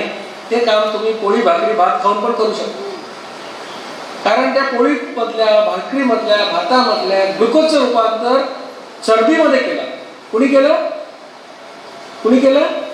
इन्शुलिनने केलं. या सगळ्या गोष्टीमधला हिरो किंवा खलनायक कोण आहे? इन्शुलिन. मग इन्शुलिन वजन कसं वाढवतं आपलं लक्षात. मग इन्शुलिनमुळे रेझिस्टन्स कसा येतो? होता एखादा माणूस आहे त्याचं माप 5 युनिटचं आहे, खाल्लं की 5 युनिट इन्शुलिन निर्माण होतं. आता पेशींची अपेक्षा काय बघा, इन्शुलिनचं काम केव्हा सुरू होणार आहे? खाल्ल्यानंतर सुरू होणार. पेशींना असं वाटतं की खाल्ल्यानंतर इन्शुलिन यावं, काम संपलं की पुन्हा 0 लेवलला जावं, अशी अपेक्षा. आपल्याकडे पाहुणा आला तर आपलं काय वाटतं? 4 दिवस राहावं आणि घरी जावं. एखादा पाहुणा आला आणि 4 दिवस म्हणतो आणि 2 महिने राहिला तर काय होतं प्रॉब्लेम? पुढच्या वेळेला पाहुणा फोन करतो, मी येतो राहायला. आपण म्हणतो येऊ नको बाबा, मीच गावाला चाललो. हा आपला पाहुण्याला रेजिस्टन्स आहे. मग हे इन्शुलिनचे लेवल वाढले जाते कारण हा माणूस सारखं खात राहतो, 5-5 मिनिट टाकत राहतो, कधीच 0 लेवलला जात नाही. पेशी त्याला वैतागून जातात, त्याला विरोध करतात. काय करतात? आकार बदलतात. आकार बदलला की ते लॉकचा आकार बदलतो, आकार बदलला की त्याला किल्ली बसत नाही. मग काय होतं? या माणसाने काही खाल्लं की रक्तामध्ये ग्लुकोज जाते, रक्तामध्ये ग्लुकोज येते, 5 युनिट इन्शुलिन पडतं. पण रेझिस्टन्स असल्यामुळे आता ते इन्शुलिन काम करू शकत नाही. मग ग्लुकोज पेशीत जात नाही, पेशींना खायला मिळत नाही, मेंदूला संदेश जातो आमची उपासमार व्हायला. मग मेंदू काय म्हणतो की ठीक आहे आता 5 युनिटने काम होत नाही, याचं माप आता वाढवून द्या, 10 युनिटचं काम. मग काय होतं? तोच माणूस जो 5 युनिट करायचा तयार होता 10 युनिट तयार करायला. मग आता जास्त इन्शुलिन असल्यामुळे 2-4 महिने काम चालतं, धक्काबुक्की करून ग्लुकोज पेशीत जायला. परत रेझिस्टन्स वाढतो, मेंदू म्हणतो 15 करा, 15चं 20 करा, 20चं 25 करा. असं करता करता एक अवस्था अशी येते की रक्तामध्ये भरपूर ग्लुकोज आहे, भरपूर इन्शुलिन आहे, पण रेझिस्टन्स एवढा जास्त आहे की ते रक्तातलं जे ग्लुकोज आहे ते काही पेशीत जाऊ शकत नाही, रक्तामध्ये अडकून पडतं, लघवी वाटे बाहेर पडायला. आणि मग आता शरीराकडे ऊर्जेसाठी कुठला सोर्स राहत नाही. मग शरीर नाईलाजाने तुमचे स्नायू किंवा मसल्स ब्रेकडाऊन करून त्याच्यातले प्रोटीन्स वापरायला लागतात. मग तुम्ही खंगायला लागता, शरीर झडायला लागतं, तब्येत क्षीण होते, वजन कमी होतं. मग डॉक्टरकडे जाता. मग सकाळची साखर 350, जेवल्यानंतर 450 असा रिपोर्ट येतो आणि मग आम्ही तुम्हाला टाईप 2 डायबिटीसचा शिक्का मारतो. काय लक्षात आहे आपल्या की इन्शुलिनची लेवल वाढल्यामुळे आपण लठ्ठ होतो, आपल्याला इन्शुलिन रेझिस्टन्स येतो आणि नंतर टाईप 2 डायबिटीस होतो. म्हणजे हे एकाच हायवेवरचे माइलस्टोन्स आहेत. मग या सगळ्या मागचं कारण काय? इन्शुलिनचे लेवल वाढणे हे कारण आहे. मग कारण कळालं आपल्याला, ते नापास का झाला परीक्षेत? अभ्यास नाही केला. मग आता उत्तर काय प्रश्नाचं? अभ्यास कर. मग इन्शुलिनची लेवल वाढली म्हणून तुला प्रॉब्लेम झाली. मग आता याचा उपाय काय? इन्शुलिनची लेवल कमी करा. मग आता इन्शुलिनची लेवल कमी करायची असेल तर काय करणार? बेसलाईन सिक्रेशनला काही करता येणार आहे का? त्याला काही करता येत नाही. मग राहिलं काय आता? जे इन्शुलिन खाण्यामुळे तयार करतात त्याच्यासाठी काही करता येईल. मग काय करा? उद्यापासून कमी खाणार का कमी वेळा खाणार? मोठ्याने सांगा. कमी वेळा खाणार. आपल्या प्रश्नाचं उत्तर कमी वेळा खाणे हे आहे, कमी खाणे हे नाही. मग आता आपलं लाईफस्टाईल समजायला किती सोपं झालं का? लॉजिक लक्षात आलं का? कमी वेळा का खायचं? कमी नाही खायचं, पोटभर खायचं, पण 2च वेळा खायचं. का? कारण इन्शुलिन 2दाच तयार करायचं. मग 2च वेळा का? एकदा का नाही? एकदा खातो तो योगी, 2दा खातो तो भोगी आपल्यासारखा, 3दा खातो तो सगळ्यांना माहिती आहे, तरी 10 वेळा खातो. पोपटासारखं बोलतात, 3दा खातो तो रोगी, तरी 10 वेळा खातो. तर आता फार सोपं झालं समजायला, 2 वेळा जेवायचं, कारण आपल्याला सामान्यपणे 2दा कडक होता. तर अशा पद्धतीने हा साधा सोपा सिद्धांत, आणि म्हणून ही लाईफस्टाईल आपल्याला त्याचे एवढे फायदे होतात, अनेक फायदे होतात. आता निगुडकर साहेबांनी सांगितलं की PCODच्या पेशंटला डॉक्टर निगुडकरांसारखे आणखी माझे मित्र 15-16 गायनेकॉलॉजिस्ट आहेत, ते PCODच्या पेशंटला हेच सांगतात की तुम्ही आधी हेच करा, दुसरं काही करू नका. आणि अनेक महिला गरोदर राहिल्या, एकही गोळी त्यांना घ्यायची गरज पडली. थायरॉइडचे डोस कमी होतात, BPचे औषधं बंद होतात, कारण वजन कमी झालं की BP कमी होतं. वजन हे अनेक गोष्टींचं कारण आहे. वाढणारं वजन, गुडघेदुखीपासून अनेक गोष्टी घडतात वजनामुळे, आणि या लाईफस्टाईलमुळे तुमचं वजन कमी होतं, पोट कमी होतं, आणि त्यामुळे तुम्हाला अनेक फायदे तुम्हाला मिळतात. महत्त्वाच्या गोष्टी म्हणजे हे झाले शारीरिक फायदे, कितीतरी मानसिक फायदे पण होतात, आध्यात्मिक पण होत असतात. नाही म्हणायला शिकणं, आपल्या आयुष्यातले अनेक प्रश्न आपण योग्य वेळी नाही म्हटलं नाही म्हणून झालेले असतात. नाही म्हणता आलं आपल्याला, किंवा खरं तर मला भूक नव्हती पण अमुक मी तो आग्रह केला आणि मी आग्रहाला बळी पडलो, त्यावेळेला मी ते समोसे खाल्ले, मला ऍसिडिटी झाली, असं म्हणतो की आपण. नाही म्हणायला शिकणं ही फार मोठी गोष्ट या लाईफस्टाईलने आपल्याला मिळते.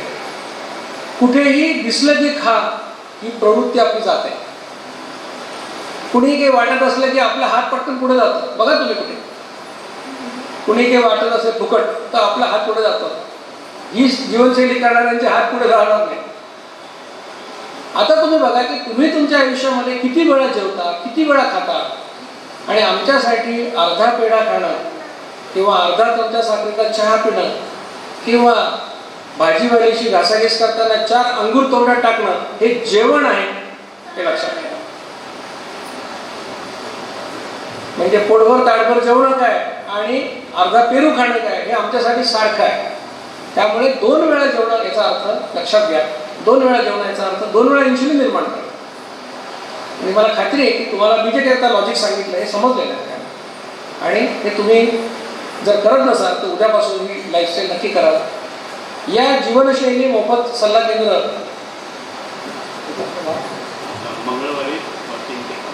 दर मंगळवारी दुपारी 3 ते 5 वेळेमध्ये वाचनालयामध्ये, पाटीलकर वाचनालय जे आहे त्या ठिकाणी हे दर मंगळवारी सेंटर चालणार आहे. तिथे प्रकाश चव्हाण असतील. या ठिकाणी आपलं वजन घेतलं जाईल, पोटाचा घेर घेतला जाईल. तुम्हाला काही तपासण्या आम्ही करायला सांगू. HbA1c आणि फास्टिंग इन्शुलिन 2 तपासण्या असतात, आणि या तपासण्या केल्याशिवाय आपल्याला कळत नाही की तुम्ही नॉन डायबेटिक आहात, प्री डायबेटिक आहात की डायबेटिक आहात. आणि मग त्यानुसार तुम्हाला डाएट प्लॅनचा सल्ला तिथे दिला जाईल. तुम्ही हवे तेवढे. त्यानंतर तुम्हाला आमच्या व्हॉट्सअप ग्रुपला देखील आम्ही ॲड करू, कारण व्हॉट्सअप ग्रुपमध्ये असल्यानंतर बऱ्याचशा सक्सेस स्टोरी आपल्याला वाचायला मिळतात, लोकांच्या यशोगाथा आपल्याला समजतात, माझे कुठे कुठे व्याख्यान आहे त्याची पण माहिती असते. तर त्यासाठी या ग्रुपमध्ये देखील तुम्हाला प्रकाश चव्हाण सामील करून देतील. तुमच्याकडनं माझी अपेक्षा काय बघा. माझी अपेक्षा अशी आहे की कुडाळमधलं हे जे सेंटर आहे हे सेंटर वाढावं. इथे आणखी डायबिटीज रिव्हर्सल सेंटर पण सुरू व्हावं आणखी दुसऱ्या दिवशी. हे अभियान यशस्वी होणं ही डॉक्टर दीक्षितांची आवश्यकता नाही, ही प्रकाश चव्हाणांची आवश्यकता नाही, ही या समाजाची आणि देशाची आवश्यकता आहे, हे लक्षात ठेवा. हे मी का म्हणतोय. 8.5% लोकांना डायबिटीस आहे या देशामध्ये. 130 कोटी लोकसंख्येमध्ये जर 1 कोटी लोकांना डायबिटीस असेल, आणि डायबेटॉलॉजिस्टची जर संख्या तुम्ही बघितली आज, तर एखादा माणूस मरून जाईल पण त्याला डायबेटॉलॉजिस्टचं दर्शन होणार नाही, अशी आजची परिस्थिती आहे. याच्यापैकी जर काही लोकांचे पाय कापावे लागले, यापैकी काही लोकांचे डोळ्याचे ऑपरेशन करायला लागले, ते करायला आमच्याकडे डॉक्टर नाहीत, अशी परिस्थिती. डायबिटीसच्या पेशंटचे किती हाल होतात हे ज्याच्या घरात डायबिटीसचा पेशंट आहे त्यांना नीट माहिती आहे. कारण डायबिटीस हा असा आजार आहे की तो केस आणि नख सोडून बाकी शरीराच्या सगळ्या अवयवावर परिणाम करतो. इतका गंभीर आजार जर असेल ज्याच्यावर खर्च करण्याची क्षमता आपल्या सर्वसामान्य माणसाकडे नाही. आज डायबिटीसच्या पेशंटला औषध म्हटलं तर महिन्याला 2-2, 3-3 हजाराची औषधं घ्यावी लागतात. हॉस्पिटलमध्ये ॲडमिट झाला तर मग आणखीच गोष्टी मिळते. एवढा खर्च करण्याची क्षमता आपल्या लोकांमध्ये नाहीच आहे. ज्या लोकांचं उत्पन्न महिन्याला 2,000 रुपये नाही आहे असे लोक आपल्या देशात राहतात. या सगळ्या बॅकग्राऊंडवर जर कोणी तुम्हाला असा उपाय देत असेल ज्याला डॉक्टर लागत नाही, ज्याला पैसे लागत नाही, ज्याला मशीन लागत नाही, ज्याला काही बाजारातून विकत आणायची गरज नाही आणि एवढं असून आनंदाने आयुष्यभर तो करता येते ती गोष्ट, असा जर उपाय कोणी सुचवत असेल तर तो करून पाहणं हे या सगळ्या देशाच्या नागरिकांचं कर्तव्य आहे असं मला वाटतं. आणि हे अभियान यशस्वी करणं ही आपली सगळ्यांची जबाबदारी आहे. म्हणून हे अभियान आपलं सगळ्यांचं आहे आणि त्यामुळेच हे अभियान पुढे चाललेलं आहे. तर तुमच्याकडनं अपेक्षा अशी की या केंद्राचा फायदा आहे. तुमच्या आजूबाजूला बाहेर दुसऱ्या गावात राहणारे पण लठ्ठ लोक आहेत त्यांना बोलून घ्या, त्या दिवशी या म्हणा. तुमच्याकडे पाहुणे आले, समजा मंगळवारी गावाला जाणार होते, म्हणून थांबा आजच्या दिवस सेंटरला भेट द्या. कोणाला डायबिटीस आहे हरकत नाही, त्यांनाही घेऊन या. आणि तुम्ही तर मी म्हणतो की जिथे कुठे शक्य आहे, निगुडकरांचं हॉस्पिटल असेल, केसरेंचं हॉस्पिटल असेल, पाटणकरांचं हॉस्पिटल असेल, कुठलं मेडिकल स्टोअर असेल तिथे मला वाटतं प्रकाश असे मोठे मोठे पोस्टर्स लावूया की तुम्हाला जर डायबिटीस आज डायग्नोज झाला असेल तर आमच्या सेंटरला भेट द्या. बाजारामध्ये लावू, कुठेही लावू, जेणेकरून जर या लोकांना आपण पकडू शकलो ज्यांना डायबिटीस नव्याने झाला आहे आणि जर रिव्हर्ट करू शकलो तर फार मोठं पुण्याचं काम आपल्या हातात होणार आहे. आणि आज कुडाळचे जे आपलं दैवत आहे, कुडाळेश्वराचा आशीर्वाद या अभियानाला लाभला असं मला वाटतं. आणि मला खात्री आहे की अभियान कुडाळमध्ये आणखी मोठ्या प्रमाणामध्ये पसरेल आणि आपण सर्व मिळून त्याचा फायदा जास्तीत जास्त लोकांना करून देऊ याची मला खात्री वाटते. मला वाटतं मी बराच वेळ घेतला, मला कोल्हापूरला जायचं आहे त्यामुळे थांबणं आवश्यक आहे. प्रकाश चव्हाणांचं विशेष या ठिकाणी आभार मानतो. माझे सहकारी कोऑर्डिनेटर, त्यांना असं आवडणार नाही की त्यांचे आभार मानले, पण कुठेही एखादं काम व्हायचं असेल तर कोणीतरी पाय रोवून उभं राहावं आणि ते पाय उभं राहण्याची जबाबदारी प्रकाश चव्हाणांनी घेतलेली आहे. आणि सुदैवाने या गावामध्ये doctor Nigudkar, doctor Kesare, doctor Patankar असे चांगले डॉक्टर्स आहेत. मला खात्री आहे की आपण सगळे मिळून जे आपलं अभियानाचं ध्येय आहे, स्थूलत्व आणि मधुमेहमुक्त विश्व, ही संकल्पना आपल्याला साकारायची आहे. मला खात्री आहे आपण सगळे मिळून आज ना उद्या ते नक्कीच करू. सर्वांना माझ्या मनापासून तुम्हाला शुभेच्छा देतो आणि 2 शब्द संपवतो. मगापासून आपण किती वेळ गेला हे आपल्याला समजलंही नाही. एका वेगळ्या विचाराने आणि एका वेगळ्या जीवनशैलीच्या व्याख्यानामध्ये आपण सर्वजण अगदी यथेच्छ डुंबून गेलेलो आहोत. मित्र, जी जीवनशैली आपल्याला ऐकून अतिशय कठीण काहीतरी यात आहे, याच्यात काहीतरी वेगळं आहे आणि आपल्याला हे जमणार नाही असे निगेटिव्ह भावना, निगेटिव्ह अप्रोच जो आपल्या मनात होता तो किती सहजपणे डॉक्टरने या ठिकाणी आपल्याला आपल्या मनातून काढून टाकला. तर यासाठी सन्माननीय डॉक्टर साहेबांचे आम्ही खरोखरच ऋणी आहोत आणि आमची जीवनशैली बदलण्यासाठी आम्हाला हे फार उपयुक्त ठरेल हे निश्चितच आम्हाला या आजपासून वाटायला लागलेलं आहे.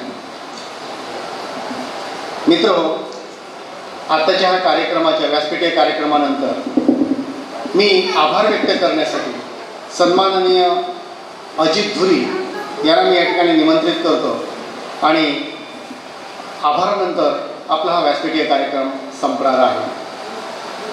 आज या ठिकाणी अडोर ट्रस्टच्या वतीने डॉक्टर दीक्षित जीवनशैली विनामूल्य सल्ला केंद्राचं उद्घाटन झालेलं आहे. त्यानिमित्ताने आयोजित केलेल्या कार्यक्रमाला डॉक्टर दीक्षित त्या ठिकाणी उपस्थित राहिले. त्यांच्यासोबत आजची प्रमुख अतिथी म्हणून डॉक्टर निगुडकर, डॉक्टर केसरे, त्याचप्रमाणे डॉक्टर पाटणकर, या सर्वांचे मी आयोजकांच्या वतीने मनपूर्वक आभार मानतो. त्याचप्रमाणे श्री देव कुडाळ मित्रमंडळ, सानेगुरुजी मित्रमंडळ, कैलासवासी विजयवामन पाटणकर वाचनालय आणि या कार्यक्रमाला प्रसिद्धी देणारे सर्व पत्रकार, त्या सर्वांचे आभार मानतो. त्याचप्रमाणे या कार्यक्रमाचं अतिशय सुरेख सूत्रसंचालन करणारे श्री उदय शिरोडकर, या सल्ला केंद्राचे समन्वयक श्री चव्हाण, या सर्वांचे मनपूर्वक आभार मानून आजचा हा कार्यक्रम संपला असं जाईल.